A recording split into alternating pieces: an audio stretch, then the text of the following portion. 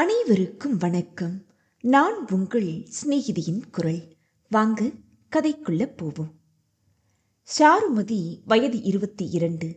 மாநிலத்திற்கு சற்று கூடுதலான நிறம், திராட்சை கண்கள், உப்பளாய் கன்னங்கள், உதட்டு சாயம் போடாமலேயே சிவந்திருக்கும் உதடுகள் என சாலையோரம் செல்பவர்கள் கூட ஒருமுறை திரும்பி பார்க்கும் அழகு. புதிய பாடல் ஒன்றை முணுமுணுத்தபடியே அலுவலகத்திற்கு கிளம்பிக் கொண்டிருந்தாள். நெய்தோசையின் வாசம் ஹாலை கடந்து மணத்தது. இவள் வெளியே வரவும் அம்மா கலைவாணி தோசையோடு காரச்சட்னியையும் வைத்து தர சோபாவில் லட்சணமாய் அமர்ந்து கொண்டு டிவியை ஆன் பண்ணினாள். ஒரு அற்புதமான பாடல் ஓடிக்கொண்டிருந்தது. என்ன சாரு, ஆஃபீஸ் கிளம்பலையா? டிவி பார்க்க ஆரம்பிச்சிட்ட? டைம் இருக்குமா? தோசை ரொம்ப நல்லா இருக்கு. மதியம் என்ன லஞ்சு?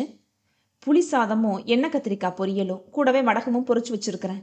நல்ல மெனு தான் போ. சாரு கையை கழுவி விட்டு நகரவும் அம்மா எதற்காகவோ தயங்குவதும் புரிந்தது. என்னம்மா டல்லா இருக்கீங்க? அக்கா ஃபோன் பண்ணா. அப்படியா? எப்போ கிளம்புறாளாம்? அத்தைக்கு உடம்புக்கு சுகம் இல்லையா, அதனால் வர முடியாதுன்னு சொன்னா.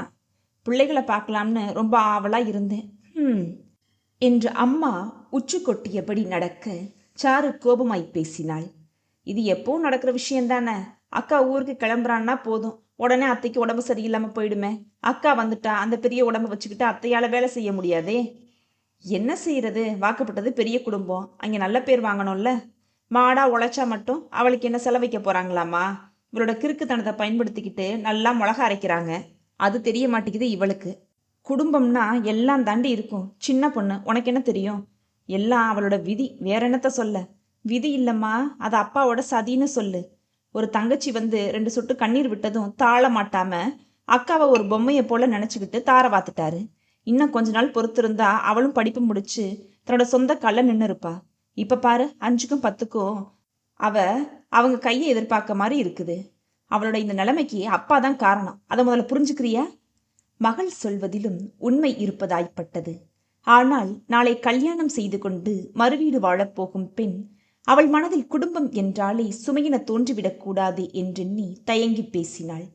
கண்டிப்பா நான்லாம் கூட்டு குடும்பத்தெல்லாம் வாழ்க்கப்பட மாட்டேன் சொல்லிக்கிட்டேன் என்று உறுதியுடன் சொல்லிய மகளை, நானும் இதை விட 100 மடங்கு பேசினேன் கண்ணம்மா. பாப்போம் நீ எப்படின்னு. பார்க்கத்தானே போறேன். கணவர் மணிவாசகத்தின் ஒன்றுவிட்ட தங்கை வசந்தா மகனுக்கு தான் தன் பெரிய பெண் வெண்மதியை கொடுத்தது. வெண்மதி அப்போது பிஎஸ்சி 2ஆம் வருடம் படித்து கொண்டிருந்தாள். வசந்தா தொட்டதற்கெல்லாம் குறை பேசும் பேர்வழி, எளிதில் திருப்திப்படுத்த முடியாத ரகம். கலைவாணி மனம் முடித்து வரும்போது பருவப்பெண், வருத்தெடுப்பாள். கணவரும் மாமியாரும் ஆதரவு என்பதால் அவள் கொட்டம் தாங்க முடியாது. அப்பப்பா, அவள் மனமாகி போன பிறகுதான் கலைவாணிக்கு மூச்சு விடவே முடிந்தது. ஆனால் வில்லங்கம் அத்துடன் மட்டும் போகவில்லையே. சீமந்தம், பேறு காலம், பெயர் சூட்டு விழா என முடிந்தவரை கறந்ததோடு கால்மேல் கால் போட்டபடி கலைவாணியை சக்கையாய் புழிந்து விடுவாள். அவளுக்கு 2 பிள்ளைகள், 3 பெண்கள். உடலில் சில உபாதைகளை காட்டி தமையனிடம், அண்ணா வர வர எனக்கும் உடம்புக்கு ரொம்ப சரியில்லாம போகுது. பொண்ணுங்க இருந்த வரைக்கும் கஷ்டம் தெரியல. அவங்க கல்யாணம் பண்ணிக்கிட்டு போனதும் என்னால் முடியலண்ணா. பெரியவனுக்கு ஒரு கல்யாணத்தை பண்ணிக்கிட்டா நான் நிம்மதியாக கண்ணை மூடிடுவேன். என்னம்மா இப்படிலாம் பேசிட்டு தர்ற? அப்படி என்ன உனக்கு வயசாயிருச்சு? இல்லைண்ணா, பையனுக்கு பொண்ணு பார்க்க போனா எல்லாரும் சிரிக்கிறாங்க என்னைய பார்த்து. கையில் வெண்ணெயை வச்சுக்கிட்டு நெய்க்கு அலையிறேன்னு. என்ன, நம்ம வெண்மதியைத்தானா சொல்கிறேன். கொடியாட்டம் வளர்ந்துட்டா. பேசாம அவளையே மூத்தவனுக்கு கொடுத்துடேன். அது கலைவாணி இழுக்க, பாத்தியானா எத்தனை அன்போட கேட்டு வந்தா அண்ணி இப்படி விட்டேத்தியா பேசுறாங்க. ஐயோ இல்லைங்க, அவ இன்னமும் படிப்பு முடிக்கல. நல்லா படிக்கிற குழந்தை வேற. என்ன பெரிய படிப்பு? கரண்ட் பிடிக்க போற கைதானே. அண்ணி எப்போதும் அப்படிதானா. நீ என்னன்னே சொல்ற? நகையெல்லாம் கூட அப்புறம் பார்த்துக்கலாம். உனக்கு இருக்கிறது 2 பொண்ணுங்க. உன் சம்பாத்தியம் எல்லாம் இவளுக்கு தானே. பேசி பேசியே அவரையும் கரைத்து விட தலையாட்டி விட்டார் மணிவாசகம். இருப்பினும் மகளுக்காக பேசுவதற்காக மனைவியிடம், கலைவாணி கொஞ்சம் யோசிமா. பெண் பிள்ளைங்களுக்கு நல்ல வாழ்க்கை அமைகிறது அத்தனை சுலபம் இல்லை. வசந்தான்னா ஏதும் பிரச்சனையானா கூட தைரியமா கேட்கலாம். படிப்பு என்ன, கல்யாணத்துக்கு பின்னாடி கரசில் தொடரட்டும். என்ன நான் சொல்றது? முடிவெடுத்து அழுத்தமாய் பேசிய பிறகு ஒன்றும் மறுக்க இயலவில்லை. அமைதியான சுபாவம் கொண்ட வெண்மதி தன்னுடைய ஆசையை வெளிக்காட்ட முடியாமல் படிப்பையும் பாதியிலேயே நிறுத்த வேண்டியதாகிவிட்டது. பெரிய கூட்டு குடும்பம் அவர்களுடையது. அதில் மூத்த மருமகளாய் வாழ்க்கைப்பட்டாள் வெண்மதி. இதோ 6 வருடங்கள் முடியப் போகிறது. ஆனாலும் வெண்மதியின் கடமைகள் தீர்ந்த பாடில்லை. வாழ்வு இயந்திரத்தனமாய் இருந்து அழுத்து விடாமல் இருக்க உறவுகள், ஆனால் அவைகளே சுமைகளாகிவிட்டது. அப்படித்தான் ஒருமுறை சாருவும் கலைவாணியும் வெண்மதியின் வீட்டிற்கு சென்றபோது சேர்ந்தாற்போல் 5 நிமிடங்கள் பேச முடியவில்லை. வெண்மதி, சாப்பாடு எடுத்து வை. ஜோதியோட பிள்ளைங்க குளிக்கணுமா? சுடுதண்ணி வையேன். மகேஷுக்கு காப்பி தாம்மா. உங்க அம்மா தங்கச்சி வந்திருக்காங்க. இல்ல, ரத்திக்கும் சேர்த்து ஏதாவது இனிப்பு செஞ்சு வையேன். வயிற்று பிள்ளைக்காரி வாய்க்கு ருசியா சாப்பிடட்டுமே. இப்படியே ஒன்று மாத்தி ஒன்றாக வேலைகள் வந்து கொண்டே இருந்தன. புகுந்த வீட்டு மனிதர்களுக்கு தேவையான அனைத்தையும் மனம் கோணாமல் பம்பரமாய் சுழன்று செய்து கொண்டிருந்தாள் வெண்மதி. தன் வேலையை கூட சரியாய் செய்ய தெரியாத அக்கா இங்கே எல்லா வேலைகளையும் இழுத்து போட்டு செய்வதையும் மற்றவர்கள் ஹாயாய் அமர்ந்து இருப்பதையும் அவளால் தாங்க முடியவில்லை. அக்காவை கூப்பிட்டு தனியாக கேட்டதற்கு கசப்பான ஒரு புன்னகை மட்டுமே பதிலாய் கிடைத்தது. அதன் பிறகு தந்தையின் இறப்பிற்கு வந்தவள் மற்றவர்கள் போல் வந்த 7வது நாளிலேயே கிளம்பிட சாருவுக்கு மட்டும் ஏக்கம்தான். அடிப்படை உணர்வுகளை கூட வெளியிட முடியாமல் அப்படி என்ன உறவுகளோ. ஆண்டுக்கு 4 முறை என்றிருந்த அக்காவின் வருகை 2 முறையாக குறைந்து நாளடைவில் அது இல்லை என்றாகி போனது. இத்தனைக்கும் அவர்கள் குடும்பம் வாழ்வது திருச்சியில்தான். அத்தானுக்கு கவர்மெண்ட் உத்தியோகம். மாதம் 18,000 ரூபாய் சம்பளம் வரும். வாத்தியார் தொழில். வெண்மதிக்கு 2 குழந்தைகள். அத்தானின் சம்பள பணம் முழுவதும் வீட்டு செலவிற்கே போய்விடுவதால் குழந்தைகள் விரும்பியதை கூட வாங்கித்தர இயலாமல் போய்விடும். அவ்வப்போது தங்கையிடம் போனில் பேசும் சமயம் சாருவிற்கு கோபம் பொங்கும். அடிப்படை ஆசைகளை கூட அடைய முடியவில்லை என்றால் என்ன மனவாழ்வு? இதில் பெண்களுக்கு திருமணம்தான் பிறவி பயன் என்பது போல பேச்சு வேறு. அக்காவிற்கு நிறைய படிக்க வேண்டும் என்ற ஆசை. ஆனால் அப்பாவிடம் அது நிராசையாகி போனது. திருமணம் முடிந்து செல்லும் போது கூட பள்ளியில் இறுதியாண்டு மாணவியான ஷாருவிடம், என்னாலதான் படிக்க முடியாம போயிருச்சு, நீயாவது நல்லா படி என்ன என்று மூத்தவள் கண்கலங்கி கூறியது இன்னமும் சாருமதியின் காதுகளில் ஒலித்தது. அக்கா எத்தனை கனவுகளோடு இருந்தாள். சிறகடிக்க வேண்டிய வயதில் குடும்ப பாரத்தை சுமத்தி அவள் வாழ்வை வீணடித்து விட்டார்களே என்ற வேதனை அவளுக்கு. ஆபீஸில் வேலை ஓடவில்லை. அக்காவிடம் பேசினாள் என்ன என்ற எண்ணத்தை செயலாக்கினாள். ஹலோ அக்கா, நான் சாருமதி பேசுறேன். சாரு, எப்படி இருக்க? நல்லா இருக்கேன். ஏங்கா, ஒரு ஃபோனாவது பண்ணக்கூடாதா? ஒரு தங்கச்சி இருக்கிறான்ங்கிற நினைப்பே இல்லையா உனக்கு? எங்கே நேரம் கிடைக்குது சொல்லு, வேலையே சரியா இருக்கு. ஆமா, அம்மா எப்படி இருக்காங்க? நீ ஊருக்கு வரலைன்னு சொன்னதும் அவங்க ரொம்ப அப்செட் தெரியுமா? ஏன் வரலக்கா? பிள்ளைங்க எப்படி இருக்காங்க? வருஷத்துக்கு 1 முறை வர்ற, அதுவும் தள்ளி போனா பாவ மனசு வருத்தப்படாதா அவங்களுக்கு? அத்தைக்கு சுகர் அதிகமாயிடுச்சு சாரு, அதான் வர முடியல. பிள்ளைங்க தான் ரொம்பவும் ஏமாந்து போயிட்டாங்க. அம்மாவையாவது வந்து ஒரு தடவை பார்த்துட்டு போக சொல்ல. சரி சொல்றேன். அத்தா எப்படி இருக்காரு? அத்தைக்கு பருப்பு கீரை மசியல் பண்றேன். பருப்பு குழஞ்சிட்டா நல்லாவே இருக்காது. ஏற்கனவே குக்கர் 2 முறை சத்தம் போட்டுருச்சு. வரட்டா, அப்புறம் பேசுறேன். பதிலுக்கு காத்திராமல் போனை வைத்து விட்டாள் வெண்மதி. அக்காவை எண்ணி சாருவாள் கவலைப்படதான் முடிந்தது. இப்படி ஓய்வு ஒளிச்சல் இல்லாமல் வேலை செய்து கொண்டிருந்தாள். அவள் உடல்நலம் என்னாவது என்ற வருத்தம் அவளுக்கு. இப்படியாக யோசனையில் இருந்தவளுக்கு மேலாளரிடமிருந்து அழைப்பு வந்தது. அனுமதி கேட்ட பின் அறைக்குள் நுழைந்தாள். Good morning sir. Sit down Charumathi. Prasad and sons கம்பெனியோட அக்கௌண்ட்ஸ் எல்லாம் டேலி பண்ணி சிஸ்டமில் ஃபீட் பண்ணிட்டீங்களா? எஸ் சார், பண்ணிட்டேனே. நம்ம ஆஃபீஸ் பாய் மணிக்கிட்ட சிடியையும் ஃபைலையும் கொடுத்து டெலிவர் பண்ண சொல்லுங்க. செக் ரெடியாக இருக்கிறதா ஃபோன் பண்ணாங்க. அப்படியே அதையும் கலெக்ட் பண்ணிட்டு வரட்டும். இவள் தலையசைத்தாள். சாரு, காவ்யா கார்மெண்ட்ஸ் தான் நமக்கு அடுத்த ஆர்டர். ஆனால் அவங்க ஆஃபீஸ்க்கே போய் ஒர்க் பண்ணி தரணுமா? நான் உனதான் தேர்வு பண்ணியிருக்கிறேன். காவ்யா கார்மெண்ட்ஸ் அடையாரில் இருக்குது. நீ போறியாம்மா? கண்டிப்பாக போகிறேன் சார். நாளையிலிருந்து நீங்கள் அங்கே போக வேண்டியது இருக்கும். ஒப்புக்கொண்டு விட்டு தன் டேபிளுக்கு திரும்பினாள். ஏனோ மனம் சற்று கனத்தாற்போல் இருந்தது. மாலை நேரமாதலால் கடற்கரையில் கூட்டம் சற்று அதிகமாகவே இருந்தது. பலரும் தங்கள் வியாபாரத்தில் வெகு மும்மரமாய் இருக்க ஆள் அரவமற்ற ஒரு படகிற்கு அருகில் அமர்ந்தாள். தூரத்தில் அலைகள் கன்னிப்பெண்ணை போல் கரையை எட்டி பார்த்துவிட்டு கொலுசு மணியாய் சினுங்கியபடி ஓடி வந்தது. பேரிரைச்சலோடு துள்ளி வந்தாலும் எத்தனை அழகு! படகின் பின்புறம் இருந்து எழுந்த பேச்சுக்குரல் கவனத்தை ஈர்த்தது. ஏன் சுதா டல்லா இருக்கிற? ஏதாவது சாப்பிட்றியா? ஒன்றும் வேணாங்க. நான் இப்போ என்ன கேட்டுட்டேன்னு அழுவுற? பின்ன என்னங்க, உங்க அம்மாவுக்கு என்னைய பிடிக்கல. எப்பவும் நின்னா குத்தம் உக்காந்தா குத்தம்னு எந்நேரமும் குறை சொல்லிகிட்டே இருக்காங்க. பக்கத்து வீட்டில் போய் புரணி பேசுகிறாங்க என்னைய பற்றி. மனசுக்கு ரொம்பவும் ரணமாக இருக்கு தெரியுமா? கவலைப்படாத சுதா, இதே உங்கள் அம்மாவாக இருந்தால் பொறுத்துக்க மாட்டியா நீ? உங்களுக்கு என்ன சுலபமாக சொல்லிட்டீங்க. வீட்டில் அவங்க கூட இருக்கிறது நான் தானே. ஐயா ஆஃபீஸ் போயிட்டு நைட்டு தானே வர்றீங்க. ப்ளீஸ் சுதா, நல்ல மூடை அவுட் பண்ணாத. ஆஃபீஸில் ஏகப்பட்ட டென்ஷன், ரிலாக்ஸாக இருக்க தானே இங்கே வந்தோம். இங்கேயும் வந்து இதையே பேசணுமா? இந்த சம்பாஷணைகளை கேட்டு சாருவிற்கு மனதில் கோபம் வந்தது. உணர்வுகள், உயிர், உழைப்பு என சகலமும் தனக்கென அர்ப்பணித்த மனைவியின் துன்பத்தை காது கொடுத்து கூட கேட்க விரும்பாத ஆண் சமுதாயம். இவர்களுக்கு மட்டும்தான் டென்ஷன் இருக்குமா என்ன? பெண்கள் எல்லோரும் உணர்ச்சியற்ற பிண்டங்களா? அவனை பார்த்து 4 கேள்வி கேட்க வேண்டும் எனும் உந்துதல் எழ ஆவேசமாய் வேகமாய் எழுந்து திரும்பியவளின் மீது எதிர் திசையிலிருந்து ஏதோ ஒன்று மேல் மோதிட நிலை தடுமாறி கீழே விழப்போனவளை வலுவான கரம் ஒன்று தாங்கியது. தாங்கியவனின் தோள்கள் இவள் உடலில் உரசிட குறும்பு நிறைந்த அந்த முகமும் கண்களும் இவளிடம் எதையோ கேட்டது போல் தோன்ற இருக்கும் சூழ்நிலை உணர்ந்து ப்ளீஸ் என்று விலகினாள். I am very sorry madam, தவறு என்னோடதில்ல. தயவு செஞ்சு திட்டாதீங்க. நானும் அஜயும் விளையாடிட்டு இருந்தோம். நீங்கள் எதிர்பாராத விதமாக கிராஸ் பண்ணதுனால இந்த தவறு நடந்துருச்சு. ஐ எம் ரியலி சாரினும் என்றாள். பரவாயில்ல சார். சாருமதிக்கு அவன் மேல் கோபப்பட தோன்றவில்லை. உண்மையில் தவறு அவளிடம்தான். ஏதோ வேகத்தில் எழுந்தவள் எதிரே வந்தவனை கவனிக்க தவறிவிட்டாள். தவறு தன் மீது இருந்தும் பணிவாய் மன்னிப்பு கேட்ட அவன் குணம் பிடித்தது. ஐ எம் தரணி. மேடத்தோட பேர் என்னன்னு நான் தெரிஞ்சுக்கலாமா? அவன் கேட்கவும் சாருமதி உஷாரானாள். என்னோட பேர் உங்களுக்கு எதுக்கு மிஸ்டர்?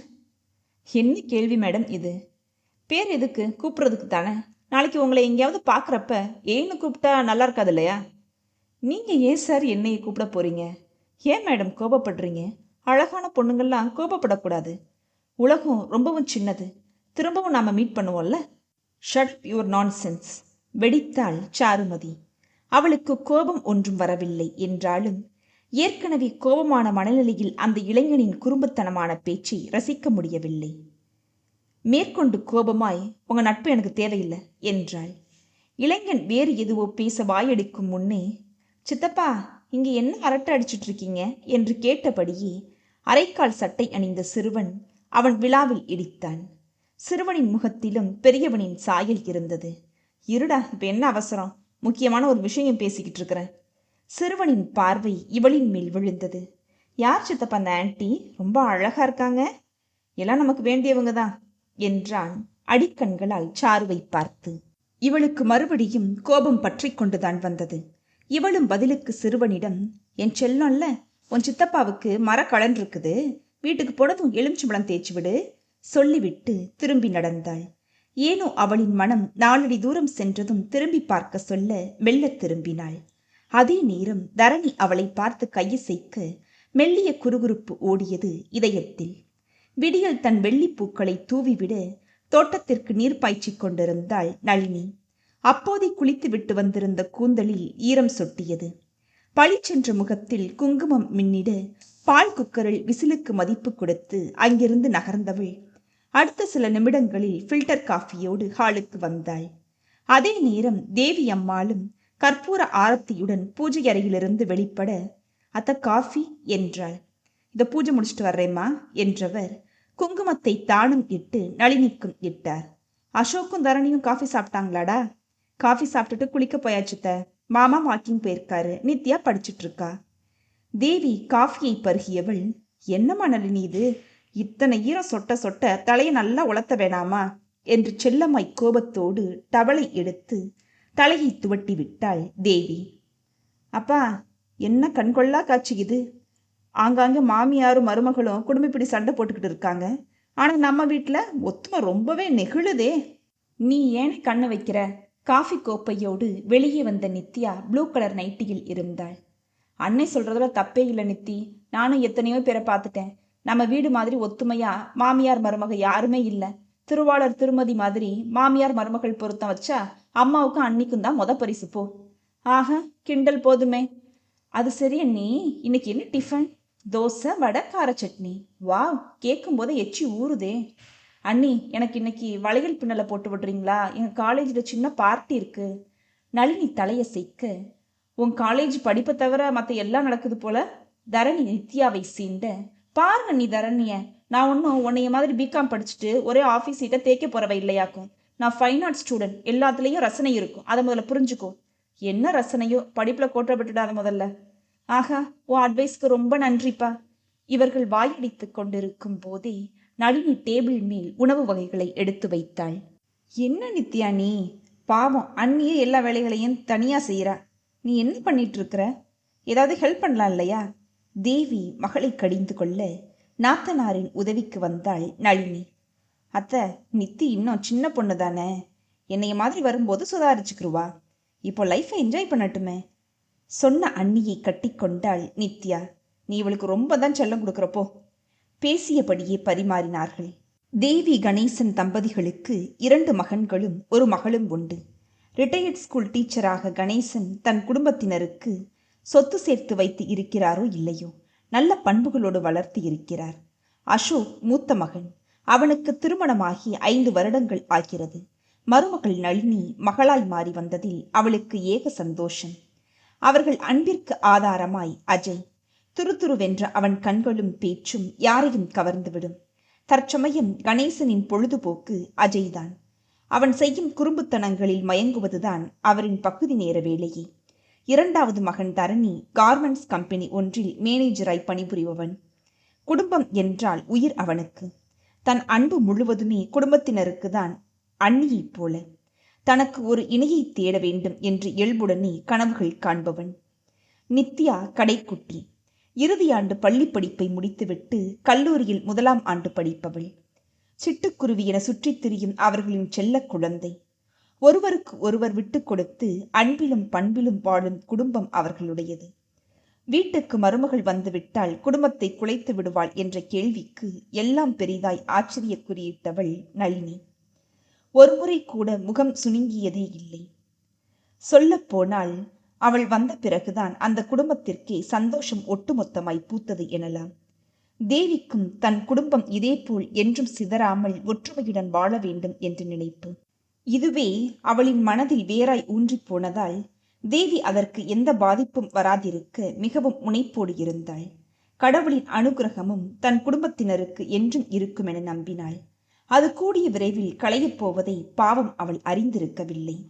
தரணி சூடான நெய் தோசையை வைத்துவிட்டு சட்னியால் அதை குளிப்பாட்டினான். அவன் வாய்க்கு கொண்டு போன நேரம், ஏ தரணி, நேற்று பீச்சில் யாரையோ ஒரு ஆன்ட்டியை பார்த்ததா அஜய் சொன்னானே, அது என்னப்பா? அது தெரிஞ்சவங்க அண்ணி. எத்தனை நாளா தெரிஞ்சவங்க? ரொம்பவும் அழகாமே. தரணி, ஏதாவது வலையில விழுந்துட்டியா? போங்க நீ, என் கூட படிச்ச பொண்ணு, திடீர்னு பார்த்ததுனால பேசினேன். என்னவோ சொல்ற, நம்பிட்டேன். அப்படி எதுவா இருந்தாலும் என்கிட்ட மட்டும் சொல்லிடுறேன்ன. கண்டிப்பா கண்டிப்பா. குறுகுறுத்த கண்களுடன் அவள் கேட்க அஜயை இழுத்து கொண்டு ஓடினான் தரணி. காவ்யா கார்மெண்ட்ஸ் சுற்றிலும் குரோட்டன்ஸ்களை அரணாய் கொண்டு நடுவில் பூத்திருந்தது. கண்ணாடி தடுப்புகளை தாண்டி லாஃப்டில் கால் பதித்து 2வது தடத்தை அடைந்தாள் சாருமதி. லிப்டில் இருந்து வெளியேறி ரிசப்ஷனை அடைந்தவள் அந்த சுடிதார் பெண்ணிடம், மேடம், எம்டியை பார்க்கணும் என்றாள். நீங்க யாருன்னு சொல்லுங்க, என்ன விஷயமா மேடமை பார்க்கணும் என்று மிருதுவான ஆங்கில கேள்விக்குறி. நான் ஆடிட்டர் ஆஃபீஸ்ல இருந்து வர்றேன். Oh, you are miss Charumathi? Yes, myself. Madam உங்களுக்காக வெயிட் பண்ணிட்டு இருக்காங்க. நேராக போய் லெஃப்டில் திரும்புங்க, 4வது கேபின். Thank you ma'am. சிறிது தலையசைப்போடு புன்னகையையும் சேர விடை பெற்ற சாருமதி பார்வையை சுழற்றினாள். பெண்கள் ஆண்கள் என இருவேறு பிரிவினர் தத்தம் வேலையில் ஈடுபட்டிருந்தனர். மிஷின்களின் இறைச்சலை தாண்டி நடந்தபோது ஷர்ட் மிடியின் மாடல்ஸ் எல்லாம் கட்டிங் பேப்பராகவும் மெட்டீரியலாகவும் மாட்டப்பட்டிருந்தது. காவ்யா என்னும் பிளாட்டின எழுத்துக்களை நெஞ்சில் சுமந்திருந்த கதவை நாசுக்காக 3 விரல்களால் தட்டி, மே கமின் மேம் என்றாள். எஸ். இனிமையும் கம்பீரமும் கலந்து ஒலித்தது அக்குரல். Welcome miss Charumathi, I am waiting for you, please sit down. சேரை காண்பித்தாள். I am sorry ma'am. No, you are not getting late. Thank you ma'am. தன் உடலை அந்த இருக்கையில் சரிந்தபடியே கூறினாள் சாருமதி. காவ்யா பச்சையும் மெருனும் கலந்த காட்டனில் இருந்தாள். அவள் கம்பீரம் பரவசப்படுத்தியது. உங்க வேலையை பத்தி உங்க எம்டி சொல்லியிருப்பாங்கன்னு நினைக்கிறேன். Are you interested in this job? It's my duty ma'am. No, எதையும் கடமைக்காக செய்கிறத விட மனமுவந்து ரியல் சாட்டிஸ்ஃபைடாக செய்யணும்னு நினைக்கிறவனா? I know your attention ma'am. In fact உங்ககிட்ட ஒரு ஷார்ட் பீரியடில் ஒர்க் பண்ணுறத நான் ரொம்பவே பெருமையாக நினைக்கிறேன் மேம். காவ்யா புருவம் உயர்த்த பார்த்தாள். 2 வருஷத்துக்கு முன்னாடி ஆர்ட்ஸ் காலேஜ் கல்ச்சுரல்ஸில் கெஸ்ட்டாக வந்திருந்தீங்க. அப்போவே நான் உங்களை பார்த்துருக்குறேன். ஓஹோ, உங்கள் பெண்ணுரிமை பற்றின பேச்சும் வாழ்க்கையில் நீங்கள் எடுத்த ரிஸ்கையும் கேட்டுட்டு நான் உங்களை என்னோட ரோல் மாடலாக நினச்சேன். அப்பேற்பட்ட ஒருத்தருடைய கன்சர்னில் பணிபுரிகிறத பெருமையாக நினைக்கிறேன் மேம். நன்றி சாருமதி. டென்ஷன் நிறைஞ்சது நம்ம லைஃப். பொண்ணுங்க நினச்சா சோதனையையும் சாதனையாக மாற்றிடலாம். சாருமதி, எல்லா பொண்ணுங்களுக்குமே தன்னம்பிக்கையும் தனித்திறமையும் இருக்குது. ஆனால் அதை வெளிப்படுத்துறது சில பேரிடத்தான்.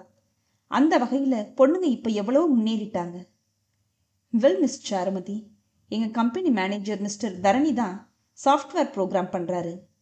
அவர் உங்களை கைட் பண்ணுவார். நான் இன்ஃபார்ம் பண்ணிட்டேன்.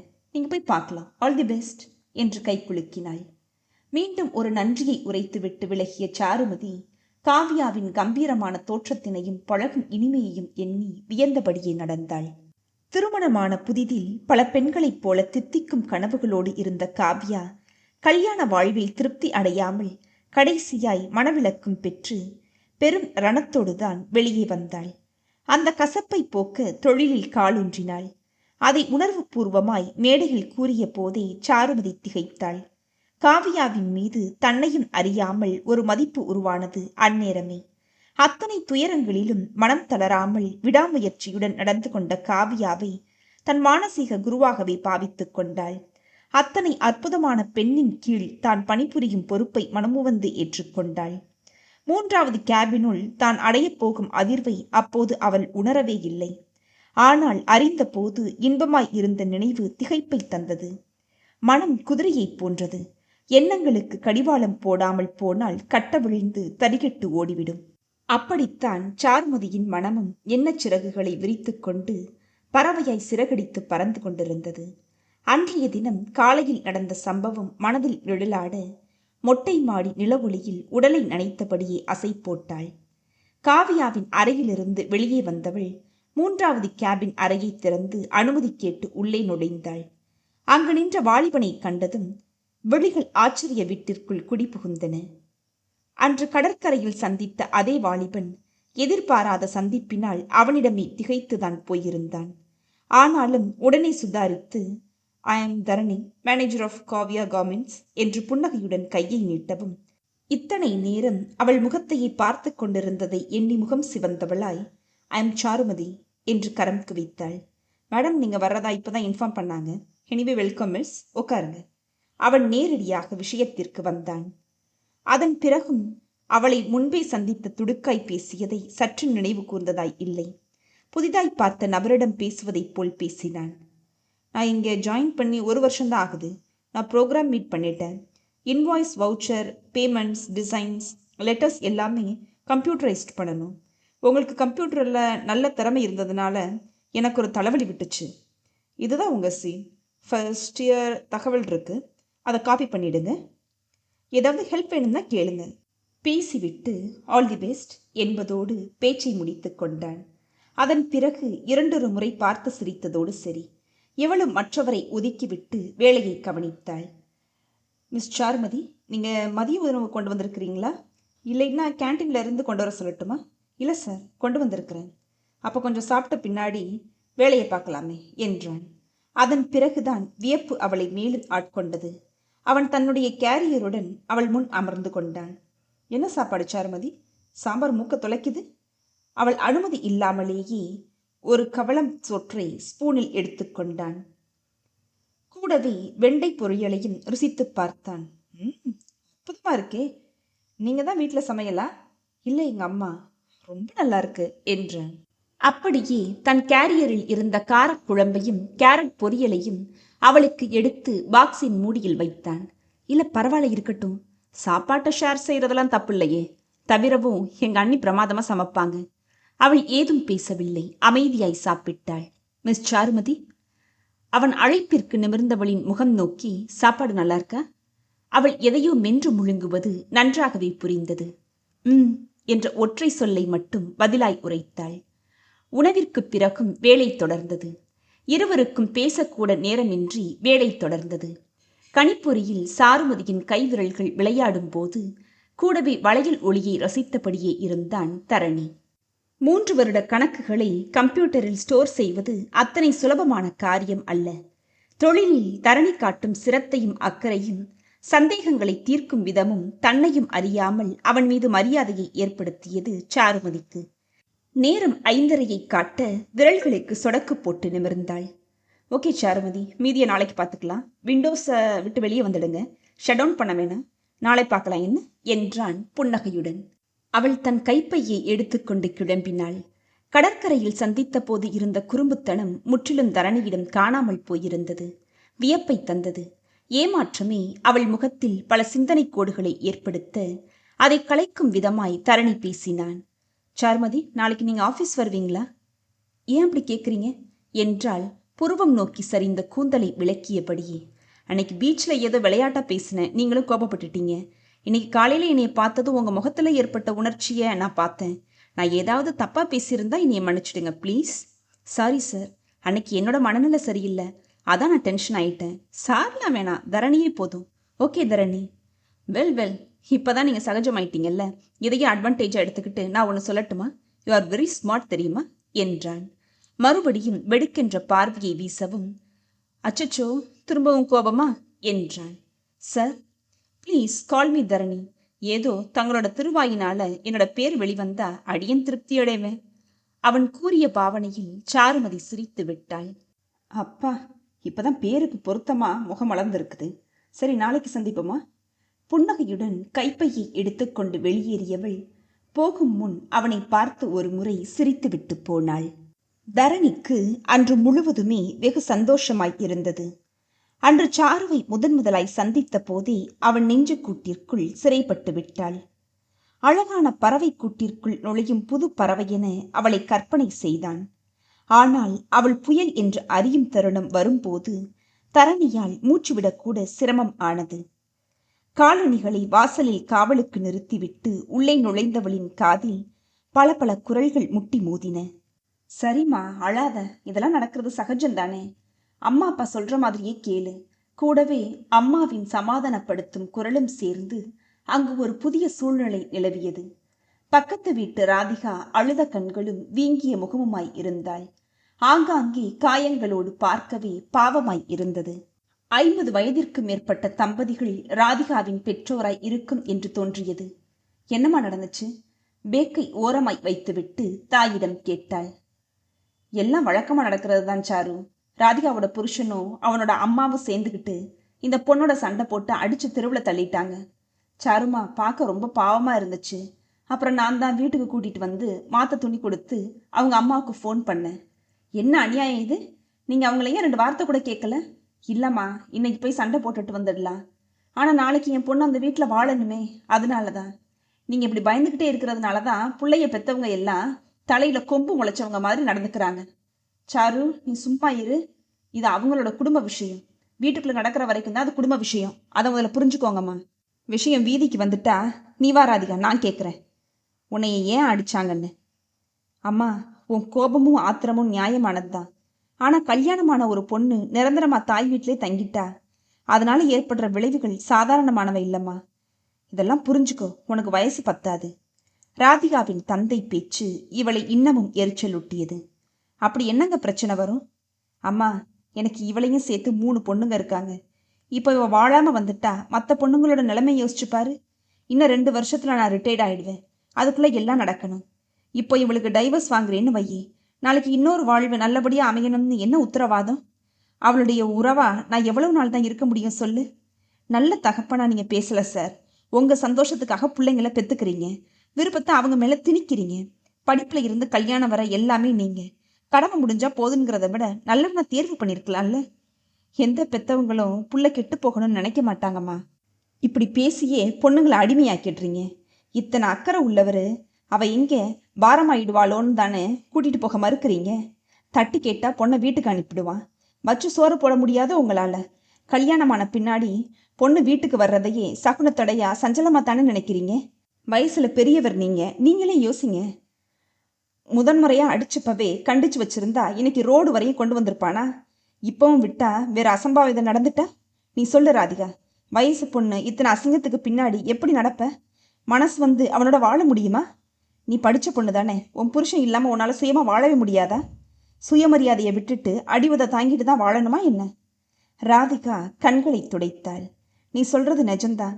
என் மனசாட்சியை வாதாடுறது போலதான் இருக்கு. ஆனா பெண் ஜென்ம வாழ பிறக்கலையே சாரு. அப்பா சொல்ற மாதிரி நாளையும் யோசிச்சா தலைவிதியேன்னு அடங்கி போயிடலாம். அதுல சுயமரியாதைக்கெல்லாம் இடமே இல்லை சாரு. இவளுக்கு எரிச்சலாய் வந்தது. என்ன பொண்ணு இவ, கொஞ்சம் கூட சூடு சொரணை இல்லாம மாட்டை அடிக்கிற மாதிரி அடிச்சிருக்கிறான். அப்ப கூட இந்த மாதிரி பொண்ணுங்க இப்படி இருக்கிறதுனாலதான் ஆம்பளைங்களுக்கு கொழுப்பு ஏறிக்கிட்டே போகுது. அதற்கு மேல் அங்கு நிற்க பிடிக்காமல் அறைக்குள் புகுந்து கொண்டாள். அம்மா சமாதானப்படுத்துவதும் அவர்கள் விடைபெறும் ஒளியும் கேட்டது. சாருமா, தலையை பிடித்து கொண்டிருந்தவளிடம், சாப்பிடாம வந்துட்டியே, சாயந்தரம் காஃபி கூட தரல, வா சூடா மிளகு ரசம் இருக்கு, சிப்ஸ் பொரிச்சிருக்கிறேன். வேணாம்மா, எனக்கு பசிக்கல. கலைவாணி ஆதரவாய் மகளின் தலையில் வருடினாள். சாருமா, புருஷன் பொண்டாட்டி சண்டையெல்லாம் சின்ன பிள்ளைங்க சண்டை மாதிரி பொழுது போனா போயிடும். ஏம்மா, தாலின்னு ஒரு கயிறை கட்டிட்டா அவன் இஷ்டத்துக்கெல்லாம் ஆடணுமா? இது எந்த ஒரு நியாயம் சொல்லு?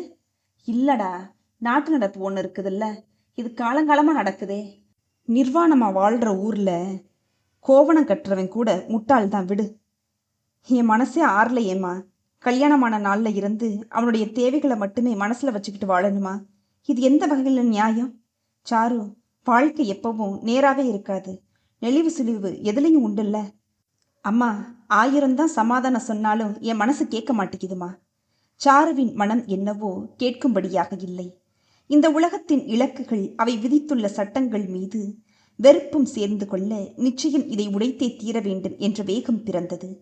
நாட்கள் சிறகடித்து பறந்தன. பருவக்காற்று சில்லென்று முகத்தில் தோன்றி சாருவின் முடிக்கற்றைகளை களைத்து சில்மிஷம் செய்து கொண்டிருக்க ஆப்பிள் ஜூஸை பருகியபடியே நேரத்தை கடத்தி கொண்டிருந்தாள். தரணி, எங்கே போனீங்க இவ்வளவு நேரமா? ஏக்கப் பெருமூச்சுகள் அந்த இடைத்தையே வெப்பத்தால் நனைத்தன. சாருவிற்கு வியப்பாய்தான் இருந்தது. கல்லூரியில் படிக்கும் போதே காதல் எனும் பெயரை கேட்டாலே ஓடிவிடுவாள். என்ன மேடம், தீவிர யோசனையா? நான் வந்தது கூட தெரியலையோ? இளமையாய் வந்து நின்ற தரனிடம் பொய்க்கோபம் காட்டினாள். இங்க பாருடா செல்லம், இன்னைக்கு நான் லேட்டா வந்ததுக்கு காரணம் என்னன்னு சொன்னா நீ வானத்துக்கும் பூமிக்கும் குதிப்ப தெரியுமா? அப்படி என்ன விஷயம் சொல்ல போறீங்க? நம்ம மேட்ரை எங்க அண்ணிக்கிட்ட ஓப்பன் பண்ணிட்டேன். கூடிய சீக்கிரமே எங்க வீட்டில் பெர்மிஷன் கிடைச்சிடும் தெரியுமா? அப்படியா? ஆமாமா, நீயும் சீக்கிரம் உங்க அம்மா கிட்ட பேசிட. நம்ம கல்யாணத்தை பத்தி நான் எத்தனை கனவுகள் கண்டிருக்கேன் தெரியுமா சாரு? தரணி, உங்களை முதலா பார்த்த அன்னையிலிருந்தே என் மனசுல பதிஞ்சிட்டீங்க. அந்த இனிய நினைவுகளை உணர்ந்து இத்தனை சீக்கிரத்துல கல்யாணம் பத்தி பேசணுமா? தரணி வாய்விட்டு சிரித்தான். எனக்கு தெரிஞ்ச பொண்ணுங்க கல்யாணத்துக்கு அவசரப்படுவாங்க. ஆனா இங்க எல்லாமே தலைகீழா நடக்குது. லைஃப்பை என்ஜாய் பண்ண தெரியணும் தரணி. என்னை பொறுத்த வரையில கல்யாணம்ங்கிறது ஒரு அடிமை சங்கிலி. காதலன் கணவனா மாறும்போது ஆண்கள் ரொம்பவே மாறி போயிடுறீங்களே. நீ சொல்ல வர்றது எனக்கு புரியலையே சாரு. காதலுக்கு வேணும்னா கண் இல்லாம போகலாம், ஆனா கல்யாணத்துக்கு சின்ன குறை கூட பூதகரமா தெரியும் அளவிற்கு எக்ஸ்ரே கண் இருக்குது. இப்போ பெரும்பாலான கல்யாண பந்தம் முறிய காரணமே சுத்தி இருக்கிற உறவுகள் தான். அவங்களால தம்பதிகளோட நெருக்கம் குறையுங்கிறது என்னோட அபிப்பிராயம். தரணி மேற்கொண்டு ஏதோ பேச வரவும் பேரர் தடையாய் வர அவர்களின் சம்பாஷணைகள் அத்தோடு முடிந்தன. இரவு சமையலை முடித்து கழுவி சுத்தம் செய்து வெளியே வந்தாள் நளினி. வீடு வெறிச்சென்று இருந்தது. அஜய் டியூஷன் முடித்து விட்டு வருவான். மற்றவர்கள் வர 9 மணி ஆகிவிடும். அனைவரும் அலுவலகம் சென்று விட்டால் வீட்டில் அவளும் தேவி அம்மாள் மட்டும்தான். அத்தையும் ஜாதகம் பார்க்க போவதாய் சென்றுவிட நளினி மட்டும் தனியாய் இருந்தாள். டிவியை ஆன் பண்ணிவிட சீரியல்கள் ஓடின. அதை பார்க்கும் பழக்கம் இல்லாததால் சேனலை மாற்றினாள். வாசலில் அத்தை தலை தெரியவும் எழுந்து நிற்க தேவியின் முகம் சுத்தமாய் வெளுத்து போய் இருந்தது. என்னத்த முகம்லாம் ஒரு மாதிரி இருக்கு, ஜோஷியர் ஏதாவது? வேலையெல்லாம் முடிஞ்சிருச்சா நளினி? முடிஞ்சிருத்த. அஜய் டியூஷன்ல இருந்து 8 மணிக்கு மேலே தானே வருவான். ஆமாத்த, நம்ம கோவிலுக்கு போயிட்டு வர்றப்ப கூட்டிகிட்டு வரலாமா? அத்தை ஏதோ முக்கியமாய் சொல்லப் போகிறாள் என்றெண்ணி இவளும் மேற்கொண்டு ஏதும் பேசாமல் வீட்டை பூட்டிக் கொண்டு கிளம்பினாள். பிரகாரத்தை சுற்றிவிட்டு சற்று நேரம் அமர்ந்தார்கள். தேவியின் பார்வை எங்கேயோ வெறித்து இருந்தது. என்னத்த, ஏன் கவலையா இருக்கீங்க? ஜோஷியர் வீட்டுக்கு போய் வந்ததுல இருந்தே உங்க முகமே சரியில்லையே. பரிவாய் கேட்டவளிடம், நேத்து ராத்திரி எனக்கு ஒரு கெட்ட கனவு வந்துச்சுமா. அதுல இருந்து மனசே சரியில்லை. அதனாலதான் ஜோசியரை போய் பார்த்துட்டு வந்தேன். நான் பார்த்தபடியே நம்ம குடும்பத்துல ஏதோ பிரச்சனை வரப்போகுதா, அதனால நம்ம குடும்பமே பிரிய வாய்ப்பு இருக்குன்னு சொல்லிட்டாரு. சொல்லும் போதே தேவியின் கண்களில் நீர் துளிர்த்தது. நளினி ஆதரவாய் அவரின் விரல்களை பற்றினாள். ஜோஷியர் என்ன கடவுளா? அவர் சொல்றதெல்லாம் உடனே நடக்கிறதுக்கு? ஏன் நீங்க மனசை போட்டு குழப்பிட்டு இருக்கிறீங்க? விடுங்க. இல்லம்மா, என்ன கஷ்டம் வந்தாலும் நம்ம குடும்பத்தோட ஒற்றுமை குலையக்கூடாதுன்னு நான் வேண்டாத கடவுளே இல்லை. அதே மாதிரி குத்து வழக்கா நீ வந்து சேர்ந்துட்ட. ஆனா வேற என்ன பிரச்சனை வருமோ தெரியலையே. கடவுள் கிருபையில நமக்கு எந்த குறையும் வராது. அத்தை, ஜோஷியெல்லாம் ஒரு நம்பிக்கை, அவ்வளவுதான். அதையே நினைச்சு மனசு கவலைப்படக்கூடாது அத்தை. நம்ம குடும்பம் பிரிய போகுதுங்கிறத நினைப்பையே என்னால தாங்கிக்க முடியலையே. அப்படி மட்டும் ஏதாவது நினைப்ப நிஜமாக்கினா நான் உயிரோடவே இருக்க மாட்டேம்மா. அத்தை ப்ளீஸ், கடவுள் நம்மளுக்கு எந்த கஷ்டத்தையும் தரமாட்டாரு. நல்லதையே நினைப்போம், நல்லதே நடக்கும். நானே உங்ககிட்ட ஒரு முக்கியமான விஷயத்தை பத்தி பேசணும் தெரியுமா? என்னம்மா சொல்லு. நம்ம தரணி இருக்கிறாப்ல இல்ல, சாருமதின்னு ஒரு பொண்ணை விரும்புறானா. ரொம்பவும் நல்ல பொண்ணா, படிச்ச பொண்ணு, அப்பா இல்ல, அம்மா மட்டும்தான், ஓரளவு வசதியான குடும்பம். அக்காவை திருச்சியில உறவுக்குள்ளேயே தந்திருக்காங்களா. ஓஹோ, பொண்ணு வசதியா இல்லாட்டியும் பரவாயில்ல, நல்ல குணமா இருந்தா போதுமே. கோவில்ல வச்சு நல்ல விஷயம் சொல்லியிருக்கிற. மாமா கிட்டையும் கலந்து பேசி முடிவெடுப்போம். நேரமாகுது. அஜய் காத்துக்கிட்டு இருப்பான், வா போலாம். அம்மா பசிக்குது, சாப்பாடு தயாரா? தரணி, இப்படி வந்து உட்காரேன், உன்கிட்ட கொஞ்சம் பேசணுமே. என்னப்பா? ஒரு நல்ல சந்தர்ப்பம் வந்திருக்குது. உனக்கு பொண்ணை பிடிச்சிருந்தா கல்யாணத்தை பற்றி பேசலாம். எனக்கு இப்போ என்னம்மா அவசரம்? நித்யாவுக்கு பண்ணிட்டு அப்புறம் பண்ணிக்கலாம். என்ன நளினி, நீ சொன்னதை போல தரணிக்கிட்ட ஒன்றும் வேகமே இல்லையே. அப்போ இன்னும் 2 வருஷம் போகட்டுமே. தரணி விழிக்க, அம்மா. மகனின் காது மடல்களை திருகினாள். டேய் படவா, உங்க அண்ணி எல்லா விஷயத்தையும் என்கிட்ட சொல்லிட்டா. அமுக்கு நீ மாதிரி அமைதியா இருந்துட்டு இத்தனை பெரிய வேலையை செஞ்சுக்கிட்டு இருக்க நீ. என்ன போங்கம்மாங்கிட்டு. ஐயோ, அண்ணனுக்கு வெக்கத்தை பாரேன். ஏய் சும்மா இரு. சரிடா, நல்ல விஷயத்த ரொம்பவும் தள்ளி போட வேணாம். அந்த பொண்ணு வீட்டுக்கு ஞாயிற்றுக்கிழமை வர்றோமேன்னு தகவல் சொல்லிடு. என்ன, இதை இப்பவே சொல்லிடுறேன். எப்படி? ஃபோன்ல தான். கழுத, இந்நேரம் ஃபோன் பண்ணா அவ என்ன நினப்பா? நீ வேறம்மா, இப்பெல்லாம் அண்ணா மொபைலை கட்டிக்கிட்டு தான் தூங்குறான்னா பார்த்துக்கோயே. இப்பவே தரணி முகத்துல கல்யாண கலை வந்துடுச்சு. வீட்டிற்குள் நுழையும் போதே சாருவிற்கு யோசனையாய் இருந்தது. தரணியுடனான இன்றைய சந்திப்பில் அவன் திருமணத்திற்கு சம்மதம் கூறியதோடு ஞாயிற்றுக்கிழமை பெண் பார்க்க வருவதாக வேறு கூறிவிட, அதை அம்மாவிடம் எப்படி ஆரம்பிப்பது என்ற யோசனையில் வந்தவளை பக்கத்து வீட்டு ராதிகாவின் அழுகை கேட்டது. என்னம்மா, ராதிகா வீட்டில் மறுபடியும் பிரச்சனையா? வழக்கம் போல ராதிகாவுடைய புருஷனும் அவ மாமியாரும் சேர்ந்துக்கிட்டு ஒரே அடிடி. பாவண்டி அந்த பொண்ணு இந்த கும்பல் கிட்ட மாட்டிக்கிட்டு ரொம்பவும் கஷ்டப்படுறா. சூடான காப்பியை தந்தபடியே சொன்னாள் அம்மா. அம்மா, நான் உங்ககிட்ட ஒரு முக்கியமான விஷயம் பேசணுமே. என்னடி, பீடிகையெல்லாம் பழமா இருக்கு? சாமி படத்தில் விளக்கை ஏற்றியபடி கேட்டாள் அம்மா. அம்மா, நான் தரணின்னு ஒருத்தரை நேசிக்கிறேம்மா. அவங்க வீட்டில இருந்து வர்ற ஞாயிற்றுக்கிழமைக்கு பொண்ணு பார்க்க வர்றாங்களா. என்னடி இது, ஏதோ சினிமாவுக்கு போயிட்டு வர்ற மாதிரி சொல்ற. யாராவது பொண்ணு கேட்டு வந்தா உடனே தந்துட முடியுமா? உன் கல்யாண விஷயத்துல அக்கா அத்தான ஒரு வார்த்தை கேட்க வேணாமா?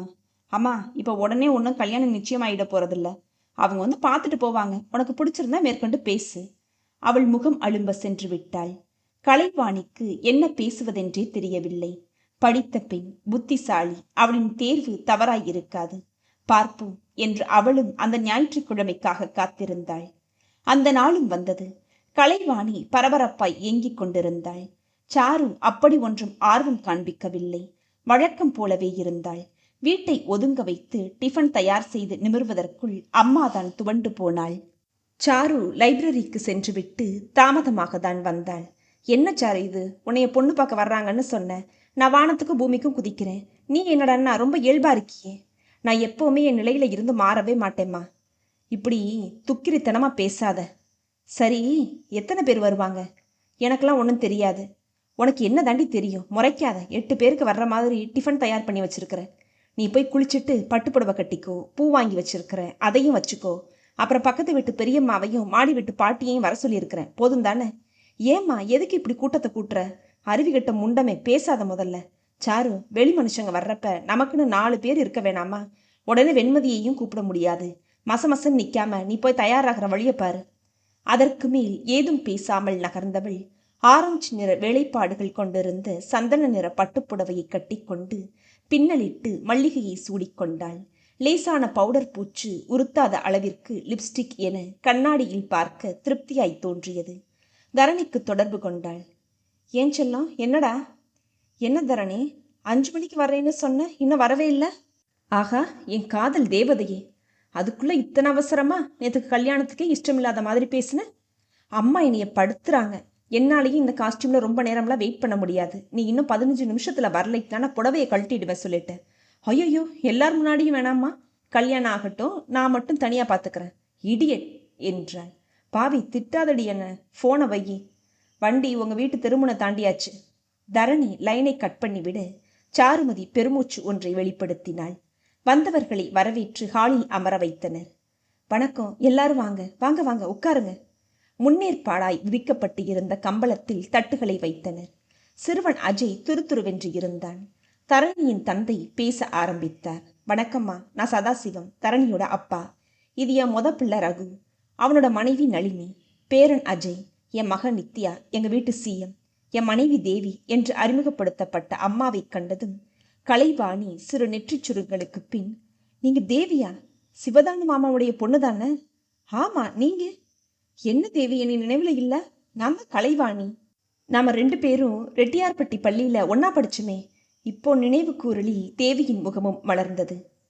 கலை, நீயா? என்னம்மா இது, அடையாளமே தெரியல. பார்த்து ரொம்ப நல்லாயிருச்சு. பெண்கள் இருவருமே கைகோர்த்து தங்கள் அன்பை பரிமாறிக்கொள்ள தரணியின் வயிற்றில் பாலை வார்த்தது போல் இருந்தது. ஓ, மகன்தான் தரணியா? ஆமாம்மா, நம்ம பேசிக்கிட்ட மாதிரியே இப்போ சம்மந்தி ஆகப்பறம் பற்றி இல்லை, ஆச்சரியந்தான். நம்ம நிறைய பேச வேண்டியது இருக்கு. தேவிமா, பழைய தோழிங்க, நீங்கள் பேசினா நேரம் போகிறதே தெரியாது. ஆனால் தரணி பாவம் இல்லையா? போங்க, உங்களுக்கு எப்போவுமே கிண்டல் தான். உன் பொண்ணு எனக்கு மருமகளாக வரப்போகிறாளா? முதல்ல காஃபி டிஃபன் சாப்பிடுங்க, நான் போய் சாருவை கூட்டிகிட்டு வந்துடுறேன். கலைவாணி நகரவும், இரு கலை, நம்ம வீடுன்னு ஆயிப்போச்சு, முதல்ல உன் பொண்ணை கூப்பிடு. காதல் என்கிறாளே, வருபவர்கள் எப்படிப்பட்டவர்களோ என்ற பயம் கலந்த தவிப்பில் இருந்தாள். இப்போது அக்கவலை முற்றிலும் அகன்றுவிட ஆனந்தமாய் மகளை தழுவிக்கொண்டாள் கலைவாணி. என் செல்லமே, என்னமோ ஏதோன்னு நினைச்சேன், ஆனா இத்தனை நல்ல இடமா நீ தேர்ந்தெடுப்பேன்னு நான் நினைக்கவே இல்லை. என்னம்மா சொல்ற? தேவி, அதுதான் தரணியோட அம்மா, என்னோட நெருங்கிய தோழி. அது மட்டும் இல்ல, அந்த குடும்பம் மொத்தமே ரொம்ப நல்லவங்க மாதிரி தெரியுது. நீ ரொம்ப கொடுத்து வச்சாரு. அவ்வளவுதானே? சர்வசாதாரணமாய் சொல்லிவிட்டு நகர்ந்தாள் மகள். ஆசை பொங்க தரணி அவள் மேல் விழிகளை திருப்பினான். அழகு சிலையென வந்து நின்ற அவளை கண்டதும் இமைக்கவும் மறந்தான் தரணி. அனைவரின் கண்களிலும் திருப்தி வழிந்தது. என்னம்மா படிச்சிருக்கிற? எம்காம். அருகில் வந்து நின்ற அஜயின் தோளை தட்டினாள். தரணி எல்லா விஷயமும் சொன்னான். ஓப்பனா சொல்ல போனா, இங்க வர்ற வரைக்கும் பொண்ணு யாரு, எப்படிப்பட்ட குடும்பமோன்னு பயந்துகிட்டே இருந்தது. ஆனா கடைசியில மனசு நிறைஞ்சு போச்சுமா. இப்போ நீ சொல்லு, எங்களை உனக்கு பிடிச்சிருக்கான்னு? ரொம்பவே. நீங்க இப்படி மனசுல உள்ளதை வெளிப்படையா சொன்னதுனால நானும் அப்படியே பேசிடுறேன். இனிமே என்னம்மா தயக்கம்? அதான் நாமெல்லாம் ஒன்னாவே இருக்க போறோம்ல, ஒண்ணுன்னு ஆயிட்டமே. உன் மனசுல இருக்கிறத சொல்லுமா. தரணியின் தந்தை அனுமதி தரவும் தரணியிடமும் கலைவாணியிடமும் மெல்லிய பயம் எழுந்தது. எனக்கு எல்லாரையும் பிடிச்சிருக்கு, ஆனா நான் இப்போ சொல்றத நீங்க தவறா எடுத்துக்க கூடாது. சில விஷயங்களை முன்கூட்டியே பேசிட்டா தேவையில்லாத மனக்கசப்பு வராது. எனக்குன்னு சில கொள்கைகள் இருக்கு, எந்த காரணத்தை கொண்டும் அதை விட்டு தர மாட்டேன். ஒரு பொண்ணுக்கும் ஆணுக்கும் எதுக்கு கல்யாணம் பண்ணி வைக்கிறாங்க? 2 பேரும் சந்தோஷமா வாழ்றதுக்கு. அந்த சந்தோஷத்துக்கு சில தடைகள் வந்தாலும் அது தள்ளி வைக்கிறது ஒன்றும் தப்பு இல்லையே. எனக்கு இந்த கல்யாணத்துக்கு முழு சம்மதம். ஆனா கல்யாணத்துக்கு பின்னாடி கூட்டு குடும்பமா வாழ எனக்கு விருப்பமே இல்லை. என்னோட கருத்து தனி குடித்தனம். அதுக்கு சம்மதம்னா இந்த கல்யாணத்துல எனக்கு எந்த ஆட்சேபனையும் இல்லைங்க. சாருமதி பேசி முடிக்கும் போது அங்கு பெருத்த அமைதி நிலவியது. யாருமே ஏதும் பேச முடியாத சூழ்நிலை. தேவிதான் முதலில் பேசினாள். கல்யாணம் நடக்கிறது 2 பேருக்கும் தான், ஆனா அதனால 2 குடும்பம், சமூகம், உறவுகள் எல்லாமே இணையுதில்லம்மா. நீ ஒன்றும் வித்தியாசமா எடுத்துக்காத தேவி. அவ சின்ன பொண்ணு, ஏதோ தெரியாம பேசுறா. நான் சரியாதாமா பேசுறேன். நாட்டில் நம்ம எத்தனையோ விஷயங்களை பார்க்குறோம். என் வாழ்க்கையில எந்த விதமான அசம்பாவிதமும் நிகழ்ந்துடக்கூடாதுன்னு தான் நான் முடிவெடுக்கிறதுல எந்த தவறும் இல்லையேம்மா. கல்யாணத்துக்கு முன்னாடியே என் பிள்ளைய என்கிட்ட இருந்து பிரிக்கணும்னு நினைக்கிறியேம்மா, இது நியாயமா சொல்லு? எனக்கு ஒரு விஷயம் புரியலைங்க. 20 வருஷமா பெத்து வளர்த்த பெத்தவங்களை விட்டுட்டு கல்யாணம் பண்ண ஒரே காரணத்துக்காக பொண்ணுங்க வந்துடுறோம். இது மட்டும் பெத்தவங்க கிட்ட இருந்து பிள்ளைங்களை பிரிக்கிறது இல்லையா? காலங்காலமா நடந்து வர்ற விஷயம் தானே இது. இருக்கலாம், வருங்காலமாவது மாறணும் இல்லையா? பெண்ணுக்கு பெண்ணே எதிரியான எத்தனையோ விஷயங்கள் நம்ம காதுக்கு எட்டுதே. சின்ன சின்ன சந்தோஷம் கூட அடிபட்டு போகும். முட்டாள்தனமான காம்ப்ரமைஸ் பண்ணிக்கிட்டு என்னாலெல்லாம் வாழவே முடியாதுங்க. ஹாலில் யாருமே பேசவில்லை. இதுதான் உன் முடிவா? முதலில் தரணி தான் வாய் திறந்தான். ஆமா, அப்போ எனக்கு இந்த கல்யாணம் தேவையில்லை. தரணி ப்ளீஸ், நான் உங்கள் குடும்பத்தை எல்லாம் வெறுக்கலை. கல்யாணத்துக்கு பின்னாடி தனியாக இருக்கிறது நல்லதுன்னு ஃபீல் பண்ணுறேன். சாரி, என் குடும்பத்தை விட எனக்கு எதுவுமே முக்கியம் இல்லை. நீ என் கூட வாழணும்னா என் வீட்டுக்கு வந்து என் மனுஷங்க கூட தான் இருக்கணும். இதுக்கு சம்மதம்னா சொல்லு, மேற்கொண்டு பேசலாம்.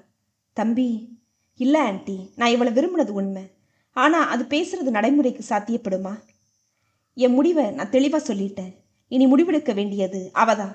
தரணி வெளியே சென்றான். அவனை தொடர்ந்து மற்றவர்களும் சென்றனர். கலைவாணியின் கையை பற்றி தேவி மேற்கொண்டு ஏதும் பேசாமல் போய்விட்டாள். சாப்பிட செய்த பலகாரங்கள் அனைத்தும் மூடியபடியே இருந்தன. கிச்சனில் துணைக்கு வந்த அக்கம் பக்கத்தினர், சொல்றேன் தப்பா நினைக்காத கலைவாணி, என்னதான் இருந்தாலும் உன் பொண்ணுக்கு இத்தனை திமிர ஆகாது தெரியுமா? ஆம்பளை இருந்து வளர்ந்திருந்தா ஒழுங்கா இருக்கும் தானே. படிச்சு சம்பாதிக்கிறவ இல்லையா, அதனாலதான் இத்தனை எடுத்தறிஞ்சு பேசுறா. கலைவாணி அதற்கு பிறகு மகளிடம் எதுவும் பேசவில்லை. பூஜை அறையே கதியின்றி கிடந்தாள். ஆனால் சாருவோ எதுவும் நடக்காதவள் போல சாதாரணமாக இருந்தாள். உடையெல்லாம் மாற்றிய பிறகு, அம்மா எனக்கு பசிக்குது, சாப்பாடு எடுத்து வைக்கிறியா? என்ன பொண்ணுடி நீ, முதல்ல நீயா ஒருத்தனை விரும்புறேன்னு சொன்ன, பொண்ணு பார்க்க வர்றாங்கன்னு தயார் பண்ண சொன்ன, எல்லாத்தையும் செஞ்சுட்டு நீயே உன் தலையில மண்ணை வாரி போட்டுக்கிட்ட. அம்மா பேசாதடி முதல்ல. பொண்ணா பிறந்தா பொறுமை வேணும். அது இல்லாதவ பெண் ஜென்மமே இல்லை. உன் உணர்வுகளுக்கு அடுத்தவங்க எப்படி மதிப்பு தரணும்னு எதிர்பார்க்குறியோ அதே மாதிரி அடுத்தவங்க உணர்வுகளை நீயும் புரிஞ்சுக்குவேன்னு தப்பா நினைச்சிட்டேன். தேவி எத்தனை நல்லவ தெரியுமா? அவ வீட்டில் வாழ நீ கொடுத்து வச்சிருக்கணும். அம்மா ப்ளீஸ், எத்தனையோ விஷயங்களை தாண்டியும் திருப்தின்னு ஒன்று இருக்குதுல்ல. எல்லாத்தையும் பூட்டிக்கிட்டு வாழ நான் ஒன்றும் சராசரி பொண்ணு இல்லை. என் வாழ்க்கையை எந்த தடங்களும் இல்லாமல் திருப்தியாக வாழணும் தான் நான் முடிவு பண்ணிட்டேன். தரணி பற்றி எனக்கு நல்லாவே தெரியும். நீ கவலைப்படாமல் சாப்பிடுப்போ. மகள் அத்துடன் பேச்சை முடித்துவிட கலைவாணியும் வேறு வழியின்றி அமைதியானாள். தாயின் உள்ளம் வருந்தியது. நாட்கள் மௌனமாய் நகர்ந்தபடி விரைந்தன. காலம் தன் கடமையை செவ்வனே செய்து கொண்டிருந்தன. தரணியும் வழக்கம் போல் ஆபீஸ் சென்று வந்தான். ஆனால் வழக்கமான கலகலப்பு அவனிடம் காணாமல் போயிருந்தது. எல்லோர் முன்னிலையிலும் வலுக்கட்டாயமாக அவன் சிரித்தான். தனிமையில் வருந்தினான். 2 முறை சாருமதி போன் செய்த போதும் அதை அட்டன் பண்ணாமல் இருந்து விட்டான். தேவிக்கு மட்டும் மகனின் இந்த மாற்றம் வெகுவாய் உரைத்தது. பல பேரிடம் சிரிக்கவும் தனிமையில் மருகவும் உறக்கமின்றி இரவுகளில் தவிப்பதையும் காணாமல் கண்டு கொண்டிருக்கிறாள். மதிய நேரம். அடுப்பில் குழம்பு கொதித்து கொண்டிருக்க விருப்பமே இல்லாமல் டிவியை பார்த்து கொண்டே காய்கறியை நறுக்கினாள். காலிங் பெல் ஒலித்தது. கதவை திறந்ததும் தன் ஒன்றுவிட்ட சகோதரி ஜெயாவை கண்டதும் அன்போடு தழுவிக்கொண்டாள். வாங்கக்கா, எப்படி இருக்கீங்க? மஸ்கட்ல இருந்து இந்தியாவுக்கு எப்போ திரும்பினீங்க? 2 நாள் ஆகுது, ரிசார்ட்ல தங்கியிருக்கோம். என்னக்கா இது, உரிமையா நம்ம வீட்டில் வந்து தங்காம ஹோட்டல்ல ஏன் தங்குறீங்க? இல்லை தேவி, நான் தமிழ்நாட்டில் உள்ள கோவில்களுக்கு போக வந்திருக்கிறேன். அதுதான் இன்னைக்கு நைட்டு காஞ்சிபுரம் போறேன். நளினி குளிர்ந்த நீரை கொண்டு வந்து தந்தவள், நல்லா இருக்கீங்களா அத்தை என்றாள். நீ எப்படி இருக்கம்மா? அக்கா, அத்தானும் ராகுலும் கூட வந்திருக்காங்களா? ஜெயாவின் கண்களில் கண்ணீர் திரண்டது. ராகுல் இப்போ உயிரோடவே இல்லை தேவி. இருவரும் கணிசமாய் அதிர்ந்திருந்தார்கள். என்னக்கா சொல்றீங்க? ராகுலுக்கு என்னாச்சு? ராகுல் ஒரு பொண்ணை மனசார விரும்பினான். ஆனா உங்க அத்தா அதை ஒத்துக்கல. அதனால அந்த பொண்ணு இறந்துட்டான். கொஞ்ச நாள் பித்து பிடிச்ச மாதிரி இருந்தவன் திடீர்னு அவளும் குலுங்கினார். அவன் பெத்து வளர்த்தவங்களை மனசால நினைக்காம நேத்து வந்த காதலால தினம் தினம் என்னைய நிரந்தரமா சாகடிச்சுட்டு போயிட்டானேம்மா. கவலைப்படாதீங்க அத்தை. சில இளைஞர்கள் இன்பத்தை சுலபமா ஏத்துக்கிற அளவுக்கு பிரச்சனைகளை எதிர்கொள்ள பயப்படுறாங்க. அதன் பிறகு ஜெயா பேசிய சில வார்த்தைகள் எதுவுமே தேவி அம்மாளின் காதில் விழவே இல்லை. மனம் முழுக்க ரணமாயிருந்தது. ராகுலைப் போலவே தரணியும் ஏதாவது தவறான முடிவிற்கு போய்விட்டால் அதற்காக உயிரோடு என் பிள்ளைய தாரவார்க்கவா இத்தனை அருமை பெருமையா வளர்த்தேன்? மனது இரு தரப்பிலும் வாதாட மிகவும் சோர்ந்தாள் தேவி. நளினியினுடைய கவலை தோய்ந்த முகத்தினை பார்த்து, நான் கோயிலுக்கு போயிட்டு வர்றேன் என்று கிளம்பினார். அர்ச்சனையை முடித்துவிட்டு கிளம்புகையில் கலைவாணியை பார்க்க நேரவும் என்ன பேசுவதென்று தெரியவில்லை. அவளே வாய் திறந்தாள். நானே உன்னைய பார்க்க வரணும்னு நினச்சிக்கிட்டு இருந்தேன் தேவி. நல்ல வேளையா கோயிலில் உன்னைய பார்த்துட்டேன். சி, மன்னிப்பெல்லாம் எதுக்கு இதுக்கு? மன்னிச்சுடுடி. இல்லை தேவி, சாருடைய நடத்தைக்கு நான் தானே மன்னிப்பு கேட்டாகணும். ஆனால் சாரு ரொம்பவும் நல்லவ தேவி. தைரியமும் தன்னம்பிக்கையோடு நேர்மையும் நிறைஞ்ச பொண்ணு. அவள் பழகின இடம், சந்தித்த சமுதாயம், இது எல்லாமே அவளுக்குள்ள சில மாறுதல்களை உருவாக்கிடுச்சு.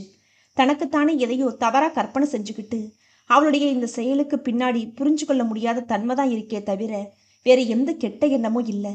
தேவி ஏதும் பேசவில்லை. ஒரு நல்ல தோழிங்கிற முறையில் நான் உங்ககிட்ட ஒரு யாசகம் கேட்கலாமா? என்ன கலை இது, பெரிய பெரிய வார்த்தைகள்லாம் பேசிக்கிட்டு?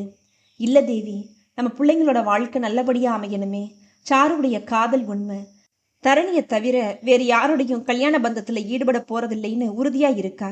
அதனால எனக்காக நீ கொஞ்சம் விட்டு கொடுத்தீன்னா இது ஒரு வகையில் உனக்கு சுயநலமாக கூட தோணும்.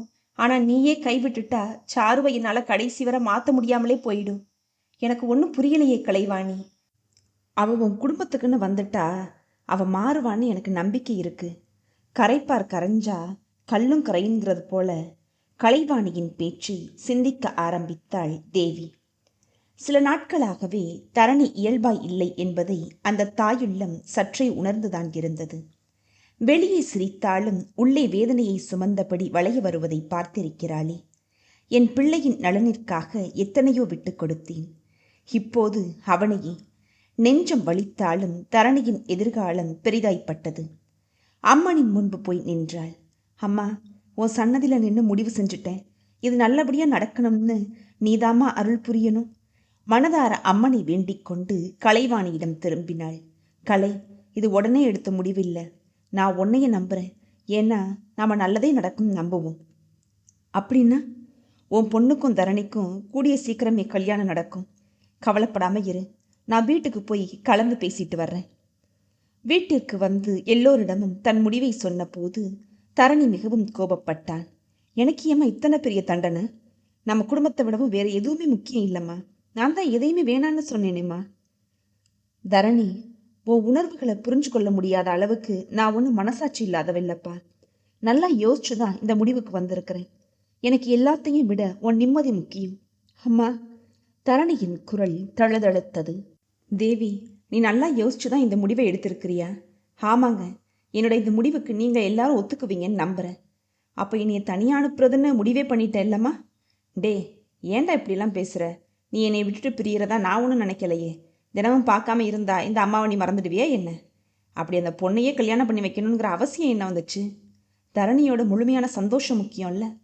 அவனே கல்யாணம் வேணான்னு தானே சொல்கிறான். அது முழு மனசோட இல்லைங்க. பக்கத்தில் இருக்கிறதுனால மட்டும் அன்பு வளராது. என் மகன் வெளியூரில் இருக்கிறதா நினச்சிக்கிறேன். இதையெல்லாம் தாண்டி தரணி மேலே எனக்கு முழு நம்பிக்கை இருக்குது. அதனால் இந்த கல்யாணம் நடக்கும். தேவியின் பேச்சிற்கு மறு பேச்சு பேசி அங்கு பழக்கமில்லாததால் எல்லோருமே ஒத்துக்கொண்டனர். தேவி அம்மாள் சொன்னது போலவே திருமணமும் நல்லபடியாக நடந்தேறியது. முதலிரவு ஒவ்வொரு தம்பதிகளின் வாழ்விலும் மறக்க முடியாமல் பதிந்துவிடும் பரிச்சயமான ஆனந்த இரவு. அடையாறில் ஒரு பிளாட்டை அவர்கள் தனி குடித்தனத்திற்கு ஏற்பாடு செய்திருந்தார்கள். அறைக்குள் இருவரும் தனிமையில். மௌனம் அவர்களுக்கு துணையாய் இருந்தது. தரணி எந்தவித உணர்வையும் காட்டாமல் அமைதியாய் அமர்ந்திருந்தான். சாருவி பேசத் துவங்கினாள். என்ன தரணி, எதுவுமே பேச மாட்டேன்றீங்க? என் மேலே இன்னும் கோபம் தீரலையோ? அதெல்லாம் ஒன்றும் இல்லையே, நான் நார்மலாக தான் இருக்கேன். உங்கள் நிலைமை எனக்கு புரியுது தரணி. இத்தனை நாளாக கூட பழகின உறவுகளை பிரிஞ்சு வாழ்கிறது எத்தனை கொடுமைன்னு புரியுது. என் நிலைமையில இருந்து பார்த்தீங்கன்னா நான் எந்த தப்பும் செய்யலைன்னு தெரியும். இளமை ஒரு முறை தான், அதுவும் சில காலம்தான். அனுபவிக்க வேண்டிய வயசுலையே எல்லாத்தையும் விட்டுட்டு முடியாத நேரத்தில் ஏங்கிக்கிட்டு தெரியக்கூடாதுல்ல. இந்த தனிமை எத்தனை சந்தோஷத்தை தரப்போகுதுன்னு உங்களுக்கே தெரியும். யாருக்காகவும் நம்ம சந்தோஷத்தை விட்டு கொடுக்கக்கூடாதுன்னு நினச்சேனே தவிர உங்கள் வீட்டு ஆளுங்களை நான் எதிரியாவே நினைக்கல. இந்தாங்க, பாலை முதல்ல சாப்பிடுங்க. அவள் பாலை நீட்ட தரணி வாங்கி பருகினான். மனதிற்குள் தேவி சொன்ன வார்த்தைகள் காதில் ஒலித்தது. தரணி, சாரு ரொம்பவும் நல்ல பொண்ணுப்பா. எதையோ நினச்சி பயந்து இப்படி தவறாக நடந்துக்கிறா. அதை நல்ல விதமாக புரிய வச்சு கூட்டு குடும்பம்னா என்னங்கிறத புரிய வை. உன்னால் முடியாதா என்ன? அம்மா, உன்னைய விட்டுட்டு நான் எப்பவுமே உன் கூட தாண்டா இருப்பேன் கண்ணா. இந்த முடிவை நான் எடுத்ததுக்கு காரணமே ஒரு நல்ல பொண்ணோட வாழ்வு பறி போயிடுமோன்னு தான். அதனால எந்த உறுத்தலும் இல்லாம நீ அவ கூட சந்தோஷமா வாழணும். அம்மாவோட ஆசையை நிறைவேற்றிவியாப்பா? நிச்சயமாம்மா. என்ன தரணி, ரொம்பவும் யோசிக்கிறீங்க? நத்திங், புன்னகைத்தான். சகலமும் மறந்து இரவு நேரம் இனிய கனவுகள் நிறைந்து இனித்தது. ஆனால் மறுநாள் காலை வழக்கம் போல் விடிந்தது. எந்தவித பரபரப்பும் இல்லாமலேயே. நாட்கள் மாதங்களாய் பறந்தோடின. 2 பேரும் அலுவலகம் சென்றார்கள். வேலை முடிந்து இரவில் சில நாட்கள் அவன் மட்டுமாய், பின் அவளுமாய் சேர்ந்து தேவியின் வீட்டிற்கு செல்வதுண்டு. இனிமையாய் பேசினாள், பழகினாள். நித்யாவின் பிறந்த தினத்தை மனதில் கொண்டு வாழ்த்து சொல்லி பரிசு தந்தாள். வீட்டிற்கு வரும் சமயம் மாமாவிற்கு பிடித்த புத்தகம், அத்தைக்கு பிடித்த பாடல்கள், நளினிக்கு சமையல் குறிப்பு என எல்லாமே ஒரு எல்லைக்குள்ளேயே இருந்தது. ஏந்த சாருவை பார்த்தா ரொம்பவும் நல்ல குணமாக தான் தோணுது. ஆனால் என்னவோ தெரியல போங்க. விடு நளினி, பொண்ணை போலவே அவளும் மாறுவான்னு நான் நம்புகிறேன். தரணிகிட்ட கூட அந்த சந்தோஷம் தொத்திக்கிச்சு பத்தியா? நான் தான் ஆரம்பத்திலேயே சொன்னேனே தரணி, எனக்கு யார் மேலேயும் எந்த கஷ்டமும் இல்லை. நீ ஒரு விஷயத்தை புரிஞ்சுக்கோ. நம்ம எல்லாரும் ஒரே வீட்டில் இருந்தால் பெரியவங்களுக்கு பயந்து பயந்து நாம் வாழணும். இப்போ நாமளும் நிறைஞ்ச வாழ்வு வாழ்கிறோம். அவங்களோட சுமூகமான உறவு இருக்கு பற்றி இல்லை. இப்போ புரியுதா? கிட்ட போனால் முட்டப்பகை என்றவாறே வேலையை கவனிக்கப் போனாள். தரணிக்கு சப்பென்று ஆகி போனாலும் இதுவரை அவள் மாறியதே பெரிய விஷயம் என்று தோன்றியது. காலம் அதை நடத்தும் என்ற நம்பிக்கையில் அவனும் உற்சாகமாய் இருந்தான். ஆனால் இவை எல்லாவற்றையும் விட சாருமதி அடுத்த 3வது மாதங்களிலேயே அவன் உற்சாகத்தை போட்டு உடைப்பாள் என்று தரணி நினைக்கவே இல்லை. அன்று காலை வழக்கம் போல் விடிந்தது. எப்போதும் சுறுசுறுப்பாய் இருப்பவள் அன்று தலையை பிடித்து கொண்டு சாய்ந்து இருந்ததை கண்டதும் பதை பதைப்பாய் தரணி அவள் அருகில் வந்தான். என்னம்மா சாரு, என்ன விஷயம்? ஏன் இப்படி இருக்கிற? தெரியல தரணி, தலை சுத்துது, வாந்தி வர்ற மாதிரி இருக்கு. I feel very tired you know. சொல்லியவள் மயங்கி சரியவும் தரணிக்கு ஒரு வினாடி கையும் ஓடவில்லை, காலும் ஓடவில்லை. குளிர்ந்த நீரை முகத்தில் தெளித்து மயக்கம் தெளிவித்தான். ஜுரத்தில் முனகினாள். டோன்ட் வரி, 2 பேரோட ஆஃபீஸ்க்கு ஃபோன் செஞ்சு விவரத்தை சொல்லிட்டேன். சூடான தேநீருடன் மனைவியின் அருகில் வந்தான். இந்தா சாரு, இதை குடி முதல்ல, கொஞ்சம் ரிலீஃபாக இருக்கும்ல. ரொம்ப தேங்க்ஸ். டாக்டர் கிட்ட போலாவா? வேண்டாம் தரணி, நேற்று ஆஃபீஸ்லேருந்து வரும்போதே அனிதா கிட்ட டெஸ்ட் பண்ணிட்டேன். நீங்கள் ரிசல்ட் மட்டும் வாங்கிட்டு வந்துடுங்க, நான் ரெஸ்ட் எடுத்துகிட்டு இருக்கேன். தரணி கிளம்பி சென்றதும் மெல்ல படுக்கையில் சரிந்தாள். தரணி மகிழ்வின் உச்சியில் இருந்தான். மனம் முழுக்க இன்ப ஊற்று பொங்கியது. ஆண்மகனுக்கு தனக்கு ஒரு வாரிசு உண்டாகப் போகிறது என்று அறிந்த பின் அடையும் மகிழ்விற்கு அளவே இல்லையே. அதே உற்சாகத்துடன் வந்தவன் மனைவியின் வாயில் இனிப்பை திணித்தான். அவள் விழிக்க, சாரு, நமக்கு ஒரு குழந்தை பிறக்க போகுது. அனிதா ரிப்போர்ட்ஸ் பார்த்துட்டு கன்ஃபார்ம் பண்ணிட்டா. நான் ரொம்பவும் சந்தோஷமா இருக்கேன் தெரியுமா. உடனே அம்மாவுக்கும் அத்தைக்கும் ஃபோன் பண்ணிட்டேன். எல்லாரும் உன்னைய பார்க்க ஆவலா இருக்காங்க. சாருவோ எரிச்சல் பட்டாள். ஏன் தரணி, நாம் என்ன உலக சாதனையா பண்ணியிருக்கோம்?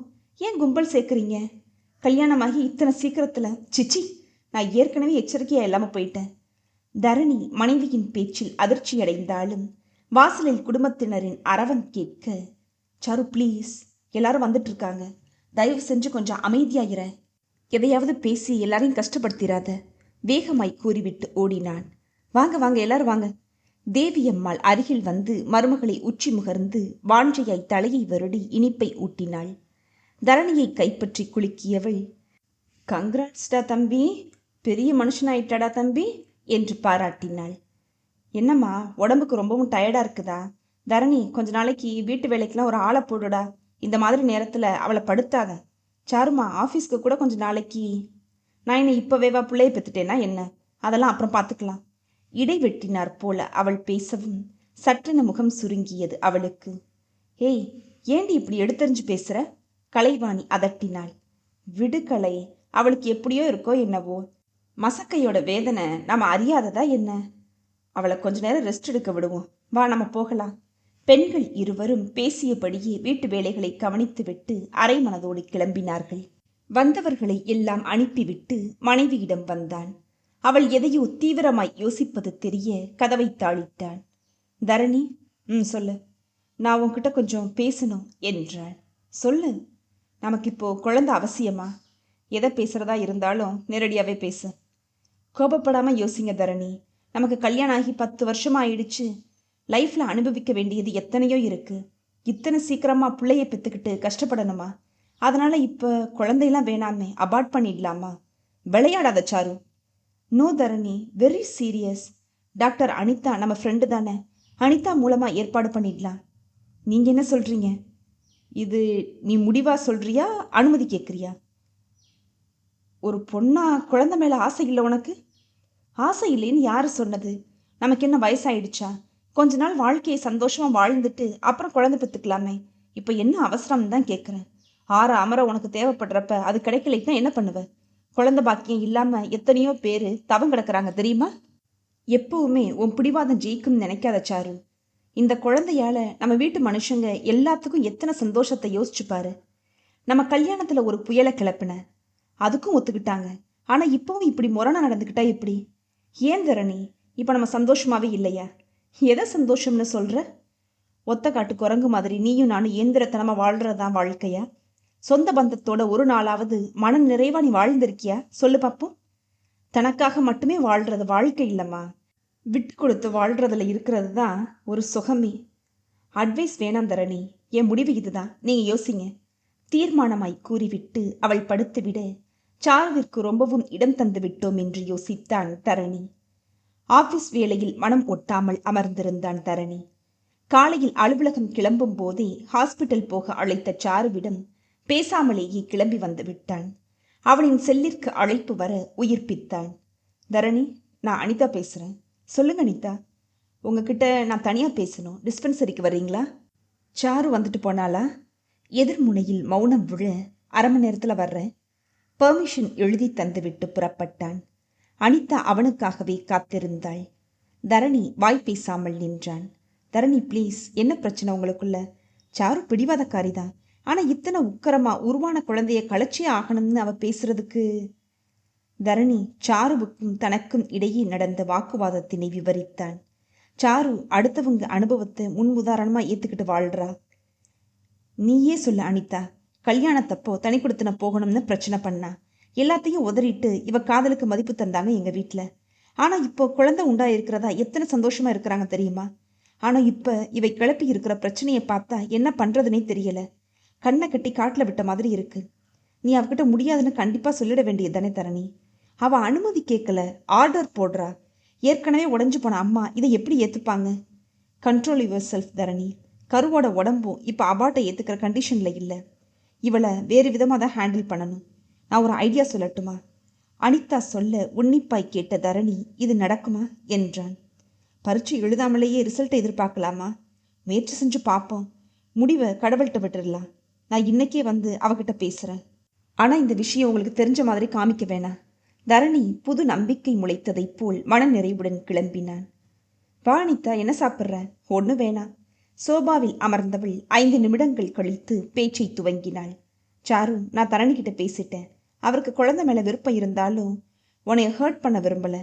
ஆனால் உன் யூட்ரஸ் ரொம்ப வீக்காக இருக்கிறதுனால குழந்தைய கலைக்கிறது அவ்வளவு நல்லதில்லை. பேசாமல் பெற்றுக்கோயேன். அனிதா, நீயாவது என்னைய புரிஞ்சுக்கோயேன். வாழ்க்கையை ஃப்ரீயாக வாழ்கிறதுக்கு தானே குழந்தை வேணான்னு சொல்கிறேன். இது உலகமாக குத்தம் மாதிரி இரிட்டேட் பண்ணுறது நல்லா இல்லை. சாரு, சில விஷயங்கள் நம்ம எதிர்பார்க்குறப்ப கிடைக்கிறதில்ல, புரிஞ்சுக்கோ. எனக்கு கல்யாணம் ஆகி 6 வருஷம் ஆகுது, எந்த குறையும் இல்லை. ஆனால் நான் இன்னும் கன்சீவ் ஆகலை. இதுக்கு என்ன காரணம்னு யோசிச்சியா?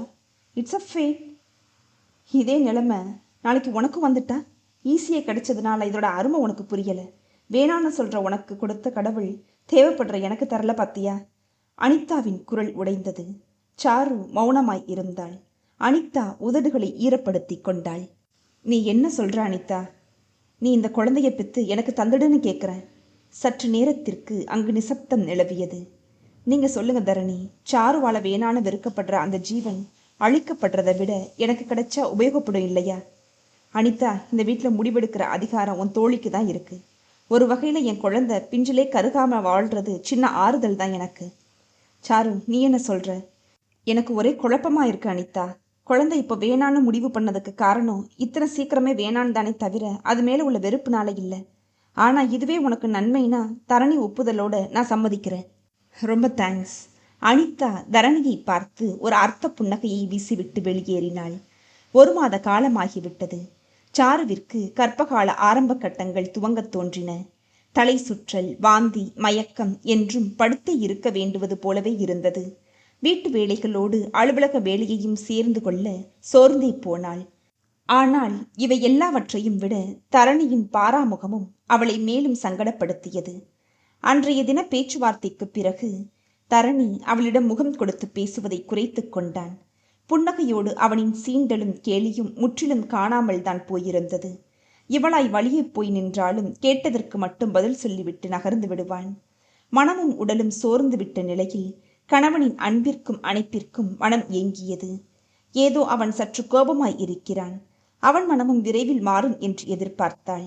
ஆனால் எல்லாவுமாய் சேர்ந்து அன்று மாலை அவன் கூறிய விஷயத்தில் இவளுக்கு தூக்கமே தொலைந்து போனது போல் இருந்தது. கார்மெண்ட்ஸ் கம்பெனியின் வளர்ச்சிக்காய் சில யுக்திகளோடு பெங்களூரில் புதிய பிரான்ச் ஒன்று ஆரம்பிக்கிறாங்க. அதுக்காக பெங்களூர்லேயே சில மாதங்கள் தங்கி இருக்கணும். அதனால நான் பெங்களூர் போறேன் என்று தரணி சொல்லவும், தரணி, இந்த ட்ரிப் இந்த நேரத்தில் அவசியம்தானா என்று ஏக்கமாய் கேட்டாள். வேற யாராவது போகலாமே என்று கலங்கும் மனதுடன் கேட்டாள். இது என் சம்பந்தப்பட்ட விஷயம். எனக்கு கிடைக்க போற ப்ரமோஷனுக்கு இந்த ட்ரிப் அவசியம். தவிரவும் வீட்டில் தான் எனக்கு முடிவெடுக்கிற உரிமை இல்லை. ஆஃபீஸ்லையாவது இருக்கட்டுமே. குத்தி காட்டி பேசுறீங்களா தரணி? நம்ம நல்லதுக்கு தானே சொல்றேன். அனாவசியமா வாக்குவாதம் ஏன்? சாருமதி, விடு. உன் வேலையை நீ பாரு, என் வேலையை நான் பார்க்குறேன். தரணி, எனக்கு இப்போ ரொம்பவும் டயர்டாக இருக்கு. இந்த நேரத்தில் என்னைய தனியாக விட்டுட்டு போறீங்கன்னு. உனக்கு தனிமைனா தான் ரொம்ப இஷ்டமாச்சே. இவங்களோட பேச்சுவார்த்தைகள் முடிவு பெறும் முன்னரே சாருவின் அம்மாவும் தேவியும் வர இருவரும் தரணியிடம் பேச துவங்கினார்கள். என்ன சாரு, உன் குரல் வெளியவே வர மறுக்குது? உன் மாப்பிள்ள பெங்களூர் போறாரா? வர்றதுக்கு 8 மாதத்துக்கு மேலே ஆகுமா? நீயே சொல்லுமா.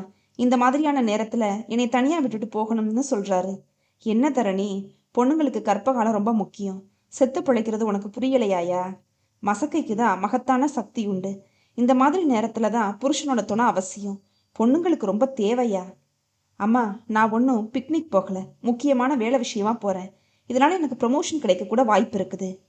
ஆனால் இந்த நேரத்தில் அதான் நீங்கள் அம்மா எல்லாரும் இருக்கிறீங்களே த, அப்புறம் என்ன? அவன் ஒரு முடிவோடு பேசுவதை உணர்ந்ததும் வேறு யாராலும் வாய் திறக்க முடியவில்லை. சொன்னதைப் போலவே கிளம்பவும் ஆயத்தமானான் தரணி. தரணி இல்லாத 2 நாட்களில் சாரு ரொம்பவே சோர்ந்து போனாள். கவலை மனதை ரொம்பவே அரிக்க துவங்கியது. போய் இறங்கியதும் ஃபோன் பண்ணினான். அதற்கு பிறகு எந்த தகவலும் இல்லை. இவளாய் முயற்சித்தாலும் வேலை இருக்கு, அப்புறமா பேசுறேன் என்றான். தனிமை அவளை ரொம்பவும் வாட்டியது. வேலை நாட்களில் ஓரளவு கவனித்தாலும் அடுத்து வந்த சனி ஞாயிறு விடுமுறை தினங்களில் மிகவும் நைந்தே போனாள். டிவி பார்க்க பிடிக்கவில்லை. புத்தகம் வாசிக்க தோன்றவில்லை. தனிமை துடிக்க வைத்தது. தலை குளித்து கூந்தலை உலர்த்தியபடியே சோபாவில் அமர்ந்து இருந்தாள். வெறிச்சோடிய இடங்கள் தரணியின் நிழலை பிரதிபலித்தன. வயிற்றை புரட்டிட வாஷ்பேசினை நோக்கி ஓடினாள். கண்கள் சுழன்றபடி, இதென்ன மயக்கமா? உடல் விரைக்க சூடா ஏதேனும் சாப்பிட்டா நல்லா இருக்கும் என்று போல் தோன்ற சமையலறை பக்கம் நகர்ந்தவளின் கை கால்கள் தன் கட்டுப்பாட்டை இழந்து தரையில் தடாரென விழுந்தாள். கை கால்கள் வெட்டி வெட்டி இழுத்தது. ஏ சாரு, என்னடி இப்படி வீட்டை திறந்து போட்டிருக்கிற என்று குரல் தந்தபடியே அனிதா நுழைந்தாள். தோழியின் நிலை கண்டு ஒரு கணம் மிரண்டே போனாள். பின்னர் ஒரு டாக்டருடைய இயல்பில் முதலுதவிகள் செய்து ஆசுவாசப்படுத்திய பின் சூடாய் போன்வீட்டா கலந்து பருக வைத்தாள். இப்ப எப்படி இருக்கு சாரு? சுழலும் மின்விசிறியில் இதமான காற்றை அனுபவித்தபடியே சம்திங் பெட்டர் என்றாள். தேவியும் கலைவாணியும் அறக்க பறக்க ஓடி வந்தனர். என்னம்மா, என்னாச்சு? இப்ப எப்படி இருக்கு சாரு? ஆதரவாய் தேவி தலையை வருடிவிட, சாரு ரொம்ப டயர்டா இருக்கா. அவ மனசும் உடம்பு சோர்ந்து போயிருக்குன்னு சொன்னேன். இந்த மாதிரி நேரத்துல நிச்சயமா ஒரு துணை வேணும். இன்னைக்கு ஏதோ எதிர்பாராம நான் வந்துட்டேன். ஆனா நித்தமும் இப்படியே இருக்கும்னு எதிர்பார்க்க முடியுமா? உண்மைதான் கலை. அனிதா சொல்ற மாதிரி ஏதும் பிரச்சனை ஆயிட்டா அதுக்கு பிறகு தரணிகிட்ட என்ன சொல்ல முடியும்? பேசாம தரணி வர்ற வரைக்கும் நீ சாருவை உன் வீட்டிலேயே வச்சு பாரு. தேவியம்மாள் கூறியதும் சற்றும் தயக்கம் இன்றி, என்னால முடியாது என்று சொன்ன கலைவாணியை 3 பெண்களுமே திகைப்போடுதான் பார்த்தார்கள். தவிப்போடு தாயை பார்த்த சாருவை அலட்சியப்படுத்திய கலைவாணி, என் பெரிய பொண்ணு வெண்மதிக்கு உடம்பு சரியில்லையா? அங்கே அவளை கவனிக்க யார் இருக்காங்க? ரொம்ப நாளா போகணும்னு முயற்சி பண்றேன். இப்பதான் கூடி வந்திருக்கு. ஏம்மா, அக்கா தான் உன் பொண்ணா? நான் உன் மகள்லாம் இல்லையா? ஏன் ஒரு மாதிரி பேசுற என்று கேட்டாள். ஒரு தாயா இருந்து உனக்கு செய்ய வேண்டிய அத்தனை கடமைகளையும் நான் செஞ்சுட்டேன். உனக்கு ஒண்ணுன்னா உடனே ஓடி வர்றதுக்கு புகுந்த வீட்டு உறவுகள் இருக்கு. ஆனா வெண்மதிக்கு எஞ்சி இருக்கிற கொஞ்ச நாள் வெண்மதியோட போய் இருக்கணும்னா அது தப்பு இல்லையா சொல்லு?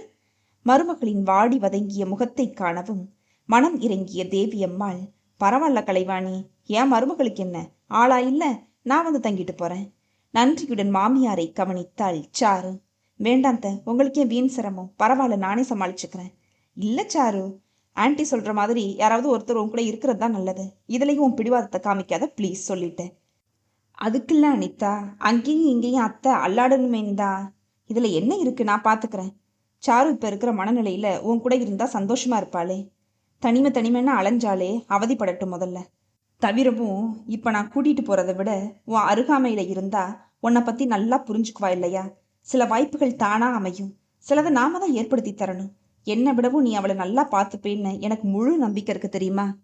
கலைவாணியின் கைகளை பற்றியபடி, உன் மக நிச்சயம் கெட்டவளா இருக்க மாட்டா, அவ ஒரு குழந்தை மாதிரி, நான் பார்த்துக்கிறேன். நீ வெண்மதியை போய் பாரு. அடுத்து வந்த சில தினங்களில் தேவி அம்மாள் சாருவிற்கு உதவுவது வழக்கமாகி போனது. அவளை ஒரு துரும்பை கூட அசைக்க விடவில்லை. ஆனால் இவளுக்காய் உழைத்ததில் பெரியவள் சற்று வதங்கிதான் போயிருந்தாள். அதை கவனித்து அனிதாவிடம் கூறிய போது அவளே அதற்கு ஒரு வழிமுறையும் கூறினாள். தரணி வர்ற வரையில பேசாம நீயே தேவி ஆண்டி வீட்டிலேயே தங்கிடக்கூடாது, அவங்களுக்கும் அலைச்சல் குறையும் இல்லையா? பாவம், ராத்திரி உன்னை தனியாக விட்டுட்டு போறதுக்கு அவங்க ரொம்ப தயங்குறாங்க. அதை சாருவும் அறிவாள். ஃப்ளாஸ்கில் பால் இருக்கு சாரு, மறந்துடாம குடிச்சிடு. கதவை தாழ் போட்டுக்கோ. உடம்பு படுத்துச்சுன்னா உடனே ஒரு ஃபோன் செஞ்சிடு. என்ன நேரம்னாலும் தயங்காத என்ன, எனக்கு அங்கே ஒரு மனசாவே இருக்காது என்று அக்கறையுடன் சொல்லி அவர் செல்லவும் மனம் நெகிழ்ந்து போகும் சாருவிற்கு. என்னடி யோசிக்கிற? நத்திங். உன் பிரைவசி பாதிக்கும் பார்க்குறியோ? சிச்சி, அம்மா கூட இப்படி ஒரு சூழ்நிலையில வந்து கவனிக்கல. அத்தை மேலும் கஷ்டப்பட வேணாம்ல. எனக்கு என்னவோ அவங்க முழு மனசோட தான் செய்யறதா எனக்கு தெரியுது. உண்மைதான் அனிதா, எனக்கு நல்ல உறவுகள் தரணி மூலம் கிடைச்சிருக்கு. நீ தேவி ஆண்டி வீட்டில் தங்குறதுல இன்னொரு சாதகமும் இருக்கு.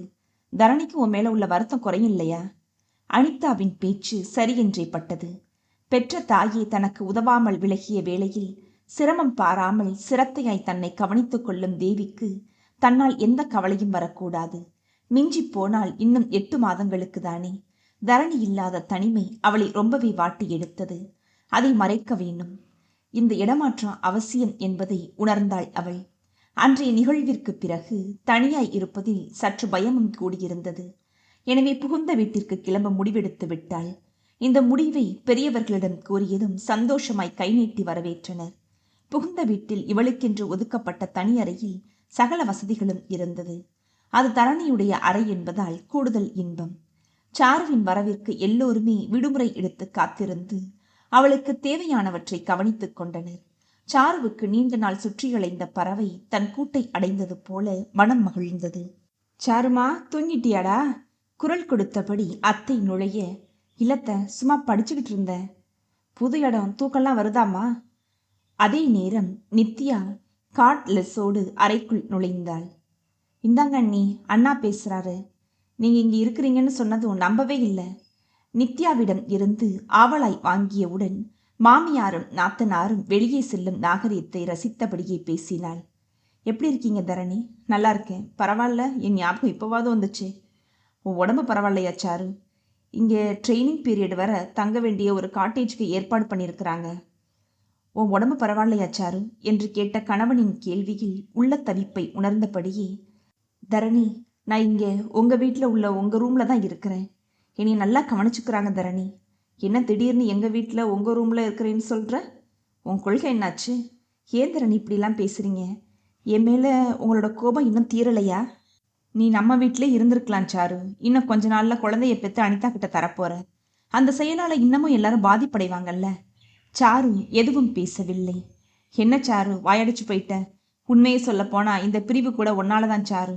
நமக்குன்னு ஒரு புது உறவு அதை அழிக்கணும்னு நீ நினைக்கிறப்ப எத்தனை உடஞ்சு போயிருப்பேன். உனக்காக எல்லாத்தையும், அத்தனை உறவுகளையும் விட்டுட்டு வந்த என்னுடைய நியாயமான ஆசையை கூட மறுக்கிறதுக்கு உனக்கு மனசு எப்படி வந்துச்சு சாரு? சாரு, நம்ம ரத்தம் அன்பின் வெளிப்பாடா ஒரு ஜீவனா ஜனிக்கும் போது அதை வேண்டான்னா எப்படி இருக்கும் சொல்லு? சரி, அதெல்லாம் விடு தரணி. நான் உன்னைய கஷ்டப்படுத்தலாம் சொல்லலை. இன்னொரு உதவி, வீட்டில் யார்கிட்டையும் எதையும் சொல்லிடாத. அதை தாங்கிக்கிற சக்தி அவங்களுக்கெல்லாம் இல்லை. தரணி ஃபோனை வைத்துவிட சாருவின் விழிகள் கசிந்தன. தன்னையும் அறியாமல் வயிற்றை தொட்டு பார்த்தாள். நாட்கள் நகர்ந்தோடின. சாருவும் அலுவலகம் போய்விட்டு வந்தபடியே இருந்தாள். வயிறு லேசாய் மேடிட்டு வெளியே தெரியவும் புடவை கட்டத் துவங்கினாள். அத்தையின் ஆலோசனையின் பேரில். ரொம்பவும் இறுக்கமாய் உடை அணியாதம்மா என்று தேவி அக்கறையான கவனிப்பில் உடல் சற்று மெருகேறி போயிருந்தது. பாச்சாரு, ரொம்ப டயர்டா இருப்ப போல இருக்குது. காஃபி குடிக்கிறியாடா? ப்ளீஸ்கா. சோபாவில் அமர்ந்தவளின் முன் மெதுபக்கோடாவும் காஃபியும் வைத்தாள் நளினி. நீங்க மட்டும் எப்படிக்கா இத்தனை நல்லா சமைக்கிறீங்க? பழக்கம்தான். நீ சமைப்பியா சாரு? தானும் ஒரு பிளேட்டை எடுத்தபடி அருகில் அமர்ந்தாள் நளினி. விதவிதமா தெரியலைனாலும் ஏதோ சாப்பிட்ற மாதிரி இருக்கும். அஜய் எங்கக்கா? டியூஷன் போயிருக்கான். புத்தகங்களோடு உள்ளே நுழைந்த நித்யா, எனக்கு தெரியாம என்ன அரட்டாங்க என்று உள்ளே நுழைந்தாள். சும்மாதான், வா காஃபி தரேன். நளினி உள்ளே நகர சாருவின் தோளில் கை போட்டபடி அமர்ந்தாள். அண்ணி, எனக்கு ஒரு டிராயிங் வரைஞ்சி தர்றீங்களா? ப்ராக்டிக்கல் ஒர்க் எப்போவுமே வழக்கமாக அண்ணா தான் வரைஞ்சி தருவாங்க. உங்களுக்கு நல்லா வரைய தெரியும்னு சொல்லியிருக்கிறேன். கண்டிப்பாக தர்றேன். ரொம்ப தேங்க்ஸ் நீ. இந்த வருஷத்தோட படிப்பு முடிய போகுது. எப்படி மேற்கொண்டு படிக்க போறியா? இல்லை எனக்கு கல்யாணம் பண்ணலான்னு கூட்டு சதி பண்ணுறாங்க எல்லாரும். யாரு சதி பண்ணுறது? அண்ணியும் அம்மாவும் தான். நானும் கொஞ்ச நாள் கழிச்சு பார்க்க சொன்னேன். கேட்டாதானே. பாவம், என்கிட்ட மாட்டிக்கிட்டு எவன் சாக போறானோ தெரியல போங்க. பரவாயில்லையே, உன் வாயில கூட நிறைய உண்மைகள் வருதே. அண்ணி பேச நித்யா விழிக்க மற்றவளோ வாய்விட்டு சிரித்தாள். என்ன நீ செய்யறது? எனக்கும் உங்களை மாதிரி ஆமாசாமி போடுற புருஷன் வந்தா நல்லா இருக்கும். புள்ள பார்க்கும்போது இதையும் கட்டாயம் கண்டிஷனா சொல்லிடணும்ப்பா. உன் வாயை குறைக்க முடியாது, வேணும்னா மாப்பிள்ள காதை குளறுபடியாக்கிடலாம். தேவி பூஜை கூடையுடன் நுழைந்தவள் அனைவரின் புன்னகை முகங்களை கண்டதும் மனம் முழுக்க நிறைந்தது. தான் வேண்டியது இன்றே நடந்தது போல் தோன்றியது. அனைவருமாக சாப்பிட்டு முடித்துவிட்டு மாடிக்கு சென்றனர். சாருவுக்கு என்னவோ போல் இருந்தது. தரணியின் அன்றைய விட்டேத்தியான பேச்சிற்கு பிறகு அவ்வப்போது அழைப்புகள் வந்தாலும் சாதாரண குசல விசாரிப்புகளோடு நிறுத்திக் கொள்வான். இவளுக்கும் மசக்கையின் ஆரம்ப அறிகுறிகள் எல்லாமே நின்று போய்விட்டன. கட்டிலில் படுத்திருந்தாள். வயிற்றுக்குள் ஏதோ உருள்வது போல இருந்தது. விரல் நுனியில் இருந்து உச்சி வரை பரவ கண் செருட ஒருவித லயிப்போடு அதை அனுபவித்தாள். வயிற்றில் இடதுபுறம் சின்ன அசைவு மயிலிறகு கொண்டு தடவுவது போல் சிலிர்த்தது. அருகில் தேவியம்மாள் அசந்து உறங்கிக் கொண்டிருக்க எழுப்பவும் மனம் வரவில்லை. தரணி இருந்தால் மனம் ஏங்கியது. வயிற்றிலே மேலும் உருள புரண்டு படுத்த தேவி இளையவள் விழித்திருக்கதைக் கண்டு, என்னம்மா, உடம்புக்கு ஏதோ ஒரு மாதிரி இருக்கா என்று கேட்டாள். வயிற்றுல என்னம்மா? உண்மையான அன்புடன் கேட்க, லேசா அசைவு ஏதோ உருள்றது மாதிரி. அடு பயலே, இப்பவே உதைக்க ஆரம்பிச்சிட்டியா? இது குழந்தையோட வளர்ச்சி தான், பயப்படாத. என்ன வலி ஏதாவது இருந்தா மட்டும் என்கிட்ட சொல்லுமா, படுத்துக்கோ. இவள் கண் உறங்கவும் தலையை ஆதரவாய் வருடினாள் தேவி. நளினி வேலைகள் அனைத்தையும் முடித்துவிட்டு ஓய்ந்து வந்து அமர்ந்தாள். பார்த்து கொண்டிருந்த ஃபைலை மூடி வைத்தபடியே, எனக்கா டயர்டா இருக்கிறீங்க? இல்லையே, காலையில எழுந்திருச்சேன், சரியா இருக்கு. கொஞ்சம் அசதி, அவ்வளவுதான். இருந்தாலும் நம்ம வீட்டுக்கு தானே செய்கிறேன்னு நினைச்சா எதுவுமே தெரியாதுமா. சாரு, உன்கிட்ட ஃப்ராங்கா ஒரு கேள்வி கேட்கணும். சொல்லுங்கக்கா. நீ தப்பா எடுத்துக்க மாட்டியே? சச்ச, இந்த வீட்டு மனுஷங்க மேல உனக்கு வெறுப்பு, அதனாலதான் நீ தனி கொடுத்துன்னு போறேன்னு நினைச்சேன். ஆனா நீ இப்போதோ ஒவ்வொருத்தர்கிட்டையும் நடந்துக்கிறத பார்த்தா அப்படி ஒன்றும் தெரியலையே. இத்தனை நாளா பழகிற நீ எங்க கூட வாழ மறுத்தது ஏன் சாரு? தன் மனதை அரித்து கொண்டிருந்த கேள்வியை கேட்டாள். அக்கா, நான் எப்பவுமே உங்களை வெறுக்கல. கூட்டு குடும்ப வாழ்க்கை முறையை தான் வெறுக்கிறேன். காதல் திருமணமும் பெரியவங்க பார்த்து நடத்துற திருமணமும் சரியா 1 மாசம்தான் பிரச்சனை இல்லாம இருக்கு. கல்யாணத்தை பண்ணி புள்ளைய கண் குளிர பாக்குறேன்னு சொல்ற பெத்தவங்க அந்த புள்ளைய கொஞ்சமாவது நிம்மதியா இருக்க விடுறாங்களா? இந்த பெரியவங்க புள்ள சந்தோஷமா இருக்கணுமே நினைக்கிறாங்க. ஆனா அவன் பொண்டாட்டிக்கிட்ட கொஞ்சம் சிரிச்சு பேசிட்டா போதும், நம்மளை நம்பி வந்தவளாச்சேன்னு அவளுக்கு பறிஞ்சு பேசிட்டா போதும், உடனே பொண்டாட்டி பேச்சு கேட்குறான்னு சொல்லிடுறது. எங்க வீட்டு பக்கத்துல ராதிகான்னு ஒரு பொண்ணு, டெய்லி அவ வீட்டுல பிரச்சனை தான் தெரியுமா. நல்லா இருந்த புருஷன் பொண்டாட்டிக்குள்ள பெரியவங்க இழுத்து விட்ட சண்டையினால பாவம் அவ வாழ்க்கையே கஷ்டப்பட்டு போச்சு. வீட்டுக்கு வர்ற மருமகள்கிட்ட உண்மையான அன்பை எதிர்பார்க்காம வரும்போதே மனசுக்குள்ள இவன் நம்ம வீட்டை பிரிக்க வந்தவன்னு முத்திரை குத்திட்டாங்க. நியாயமான ஆசைகள் உணர்வுகள் கூட நசுக்கப்படுதில்ல. எத்தனை பெண்களோட வாழ்க்கை கருகி போகுது. கல்யாணங்கிற பேர்ல பேரம் பேசி சக்கையா புழிஞ்சிட்டு பின்னாடி அன்பை எப்படி எதிர்பார்க்கறாங்க? மாமியார்னு ஆயிட்டா அந்த மாதிரி நினப்பு வந்துடும் போல இருக்கு. தன்னோட பொண்ணுக்கு மருமகன் வேலை செய்யறப்ப சந்தோஷப்படுற மனசு மருமகளுக்கு செய்யும் போது கோபப்படுது. ஏன்? உண்மையான அன்பு கூட நடிப்பா மாறிடுதில்ல. சரி, மற்றதை பற்றி பேசாத சாரு. அடுத்தவங்களுடைய அனுபவத்தில் நம்ம வாழ்க்கையை அமைச்சிக்க கூடாது. நம்ம வீட்டில் உனக்கு ஏதாவது அசௌரியம் இருக்கா? சிச்சி, அப்படிலாம் இல்லைக்கா. கடவுள் புண்ணியத்தில் எனக்கு நல்ல உறவுகள் தான் அமைஞ்சிருக்கு. அந்த உறவுகள் நிலைக்கணும் தான் நான் ஆசைப்படுறேன். அனிதா வரவும் பேச்சு அத்தோடி நின்றது. வா அனிதா.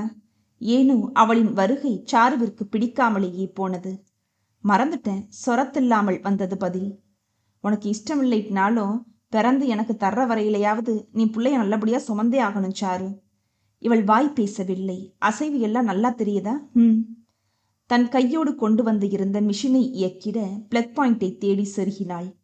பின் சாருவை படுக்கச் செய்து மூடிட்ட வயிற்றில் ஜெல்லை தடவி கருவியின் மூலம் தேர்ந்தெடுத்தாள்.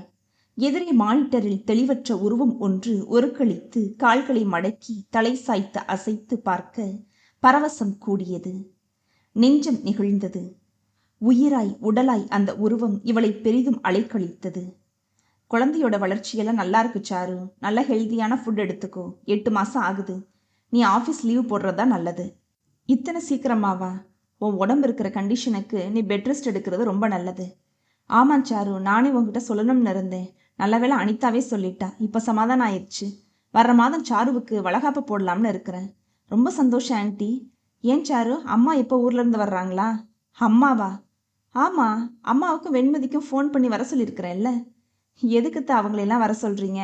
அவங்க பாவம், பெரிய பொண்ணை கவனிக்க தான் நேரம் சரியாக இருக்கும். என்னம்மா இப்படி பேசுகிற? பிறகு என்னத்தை, என்னையை பற்றி கொஞ்சம் கூட கவலைப்படாமல் போனவங்க தானே. இப்போ நீங்கள் கூப்பிட்டதும் என்ன அக்கறையோடு வந்துட போகிறாங்க சொல்லுங்க. அப்படிலாம் சொல்லாதம்மா. பெற்றவங்களுக்கு எப்பவும் பிள்ளைகிட்ட பாரபட்சமே இருக்காது. முதற் பிரசவம் மறுபிறப்பு மாதிரி. வயிற்று பிள்ளைக்காரி. எதை நினச்சி கவலைப்படக்கூடாது. கூடுமான வரையில் சந்தோஷமா இரு. அதுதான் உனக்கும் குழந்தைக்கும் நல்லது. வாவ், நீங்கள் கூட டாக்டர் ஆயிட்டீங்க ஆன்ட்டி. அனுபவத்தை சொல்ல படிப்பு தேவையில்லைல்ல அனிதா? இருக்கலாம். ஏன் சாரு, தரணி எப்போ ஊர்ல இருந்து வர்றாரா? இந்த மாதம் 20ஆம் தேதிக்குள்ளே வந்துடுவேன்னாரு. சரி ஆன்ட்டி, அப்போ நான் கிளம்புறேன். அவுட் பேஷண்ட்ஸ் வர நேரம். அனிதா கிளம்பவும் சாரு ஏதோ யோசனையில் ஆழ்ந்தாள். ஹலோ அனிதா, நான் தரணி பேசுகிறேன். சொல்லு தரணி, எப்படி இருக்கிற? நான் நல்லா இருக்கிறேன். சாரு எப்படி இருக்கிறா? ஃபைன். அவள் போக்கில் நிறைய மாறுதல்கள் தெரியுது. இத்தனை காலமாக பிரிவு, உங்கள் அம்மாவுடைய அரவணைப்பு, குடும்ப சூழ்நிலை எல்லாமே ஒரு பிடிப்பை ஏற்படுத்தியிருக்கு. உண்மையை சொல்லப்போனால் அவள் உன்னையும் உறவுகளையும் ரொம்பவே நேசிக்கிறா. இந்த குடும்பத்தை விட்டு பிரியணுங்கிற நினைப்பு அறவே இல்லை. குழந்தைய பற்றி என்ன சொல்கிறா? அதுலேயும் குழப்பம் தெரியுது. முன்னெல்லாம் என் வரவை எதிர்பார்த்தவ இப்போ என்னை கண்டாலே ஒளிகிறா. ஆக நம்ம திட்டம் ஓரளவுக்கு வெற்றி அடைஞ்சிருக்குன்னு சொல்லலாம். ஏன்னா மனசளவுலேயே அவள் குழந்தை தரணி. இப்போ வயிற்றுல தினம் தினம் வளர்ற சிசு, அதோட அசைவு எல்லாமே அவளை குழப்பி இருக்குது. இதனை அவள் ரசிக்கிறா. அவளுடைய கல் மனசு மெல்ல இலகி இருக்கு. ஒரு இனம் புரியாத அன்பு உருவாகுது. நான் சொன்னா உனக்கு புரியாது. நீ நேரில் வா, தெரியும். ஆமா, சாருடைய வளகாப்புக்கு வர்றல்ல? கண்டிப்பா, எனக்கும் அவளை பார்க்கணும் போலதான் இருக்குது. நான் உனக்கு தான் தேங்க்ஸ் சொல்லணும் அனிதா. ரொம்பவும் பயந்துட்டேன் தெரியுமா? டோன்ட் வரி தரணி. சாருவால இனிமே ப்ராப்ளம் வர்றது ரொம்ப கம்மி தான். அம்மாட்ட விசாரிச்சேன். அவங்களும் நல்ல விதமாக தான் சொன்னாங்க. அவள் மனசு மாறுனா என்னை விடவும் சந்தோஷப்படுறவங்க யாருமே இல்லை. அனிதா, சரி வச்சிடுறேன். நேரில் பார்த்துக்கலாம். வளைகாப்பிற்கு எல்லா ஏற்பாடுகளும் நடந்தேறின. தரணி வருகிறான் என்ற செய்தியை இனித்தது சாருவிற்கு. முகத்தில் பொலிவும் மினுமினுப்பும் கூடியிருந்தது. உப்பிய வயிற்றுக்குள்ளே நானும் ஒரு உயிரை சுமக்கிறேன். தரணி சொன்னது போலவே இரத்தமும் சதையுமாய் ஒரு உயிர். அதை காணும் ஆர்வமும் அப்போதே வழிந்தது. அம்மாவும் வெண்மதியும் கூட வந்திருந்தனர். எப்போதும் ஒட்டுபவள் இன்று இருவரையும் கண்டு முகம் திருப்பிக் கொண்டாள். நல்லா இருக்கியா சாரு? எனக்கு என்ன குறைச்சலா? என்னை இங்க மகாராணி மாதிரி தாங்குறாங்க. அத்தை கண்ணுக்குள்ள வச்சு பாத்துக்கிறாங்க. என்ன தேவி இது? இதுதான் நீ பாத்துக்கிட்டதா? நார்மலாவே சாருவுக்கு கழுத்தெலும்பெல்லாம் தெரியாது. ஆனா இப்ப பாரு. அம்மா குறை கூறுவது போல் சொல்லிட தேவியின் முகம் ஒரு நொடி சிரிப்பை மறந்து பின் சகஜமாகியது போல் தோன்றியது சாருவிற்கு. நேரம் கிடைக்கும் சமயம் தாயிடம் இதை கேட்டுவிட வேண்டும் என்ற முடிவில் இருந்தாள் சாருமதி. உணவு முடிந்து அனைவரும் இளைப்பாரிய தருணம் வெண்மதி பேச்சை ஆரம்பித்தாள். அத்தை, நித்யாவுடைய படிப்பு முடிய போகுதாமே. கல்யாண ஏற்பாடு ஏதாவது செய்யற முடிவில் இருக்கீங்களா? மாப்பிள்ளை பார்த்துட்டு இருக்கிறோண்டா. இன்னும் நல்லதா ஏதுமே அமையல. அத்தை, என் மச்சினர் விஜின்னு மாம்பழத்துல சாஃப்ட்வேர் இன்ஜினியர். நித்யாவுக்கும் நல்ல பொருத்தமா இருக்கும். நீங்க என்ன சொல்றீங்க? போட்டோ ஜாதகமெல்லாம் தாமா மதி, பார்க்கலாம். வெளியே தர்றதை விட ஒன்றுக்குள்ளேனா நீ என் பிள்ளைய நல்ல விதமாக பார்த்துக்க மாட்டியா? ஆனால் இந்த பேச்சை கேட்ட சாரு இடைவெட்டினாள். ஏங்கா, அந்த வீட்டில் நீ ஒருத்தி மாட்டிக்கிட்டு படுற அவஸ்தை போதாதா? நித்யாவையே இழுக்கிற? என்னடி பேசுற? என் வீட்டு மனுஷங்களுக்கு என்ன குறைச்சாரு? விஜய் கம்ப்யூட்டர் இன்ஜினியர், பார்க்க ரொம்ப அழகு, குணமான பையன். நித்யாவுக்கும் ஏக பொருத்தமா இருக்குமே. உனக்கும் சேர்த்து இன்னொரு அடிமையை தயார் பண்ற, அப்படித்தானே? அத்தைக்கு பணிவிட செய்யறது அடிமைத்தனம் இல்லடி சாரு. அது பயம்லாம் ஒன்றும் இல்லை, மரியாதை. வயசாயிடுச்சு, உடம்புல 1008 நோய். நம்ம அம்மாவா இருந்தா நான் செய்ய மாட்டேன்னா? விவரம் புரியாத வயசுல எல்லாம் பாரமா சுமையா இருந்துச்சு. ஆனா இப்போ ஒரு தாயான பின்னாடி அவங்களோட அருமையும் பயமும் புரியுது. ஆனா இன்னைக்கு தேதி வரையில 5க்கும் 10க்கும் நீ அத்தை கையை தானே தாங்கி நிக்கிற. பெரியவங்களுக்கு எப்பவுமே ஒரு வீம்பு உண்டு. எல்லாமே நம்ம விருப்பப்படி தான் நடக்கணும், நம்ம தான் முடிவு எடுக்கணும்னு. ஒரு விஷயம் யோசி. கல்யாணமாகி கிட்டத்தட்ட 25 வருஷம் ஒரு வீட்டை நிர்வகிக்கிறவங்க திடீர்னு ஒரு புது உறவு தனக்கு சமமான அந்தஸ்துல நுழையும் போது தன்னையும் அறியாம பயம் வருதில்ல. வரவு செலவு அவங்க கையில இருந்தா தன்னம்பிக்கை இருக்கணும்னு விட்டுட்டேன். 4 பேரை அனுசரிச்சு வாழ்றதுதான் வாழ்க்கை.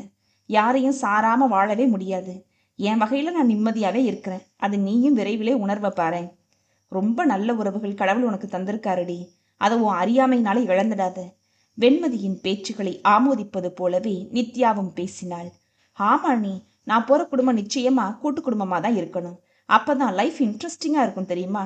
தனியா உப்பு சப்பு இல்லாத வாழ்க்கையில என்ன சந்தோஷம் இருக்கும் சொல்லுங்க? எந்த சூழ்நிலையிலையும் என்னால வாழ முடியும்னு தன்னம்பிக்கையை ஏற்படுத்துமே. அதனால எனக்கு ஒரு கூட்டு குடும்ப வாழ்க்கை முறை தான் வேணும். நித்யாவின் விளையாட்டு பேச்சில் இருந்த உண்மை சாருவை உலுக்கியது. மேற்கொண்டு யோசிக்க திராணியின்றி தரணியின் வரவு தடை போட்டது.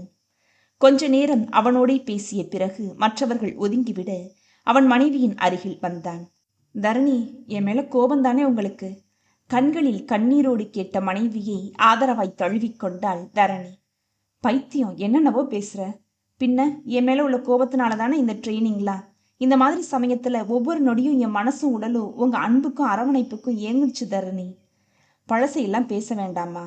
மனசுக்கு ரொம்பவும் சங்கடமா இருக்கும். சில விஷயங்களை நம்ம மறக்கிறது நல்லதுதான். ஆமா, செக்கப்புக்கெல்லாம் ஒழுங்கா போறியா? குழந்தை ஹெல்த்தியா தானே இருக்கு?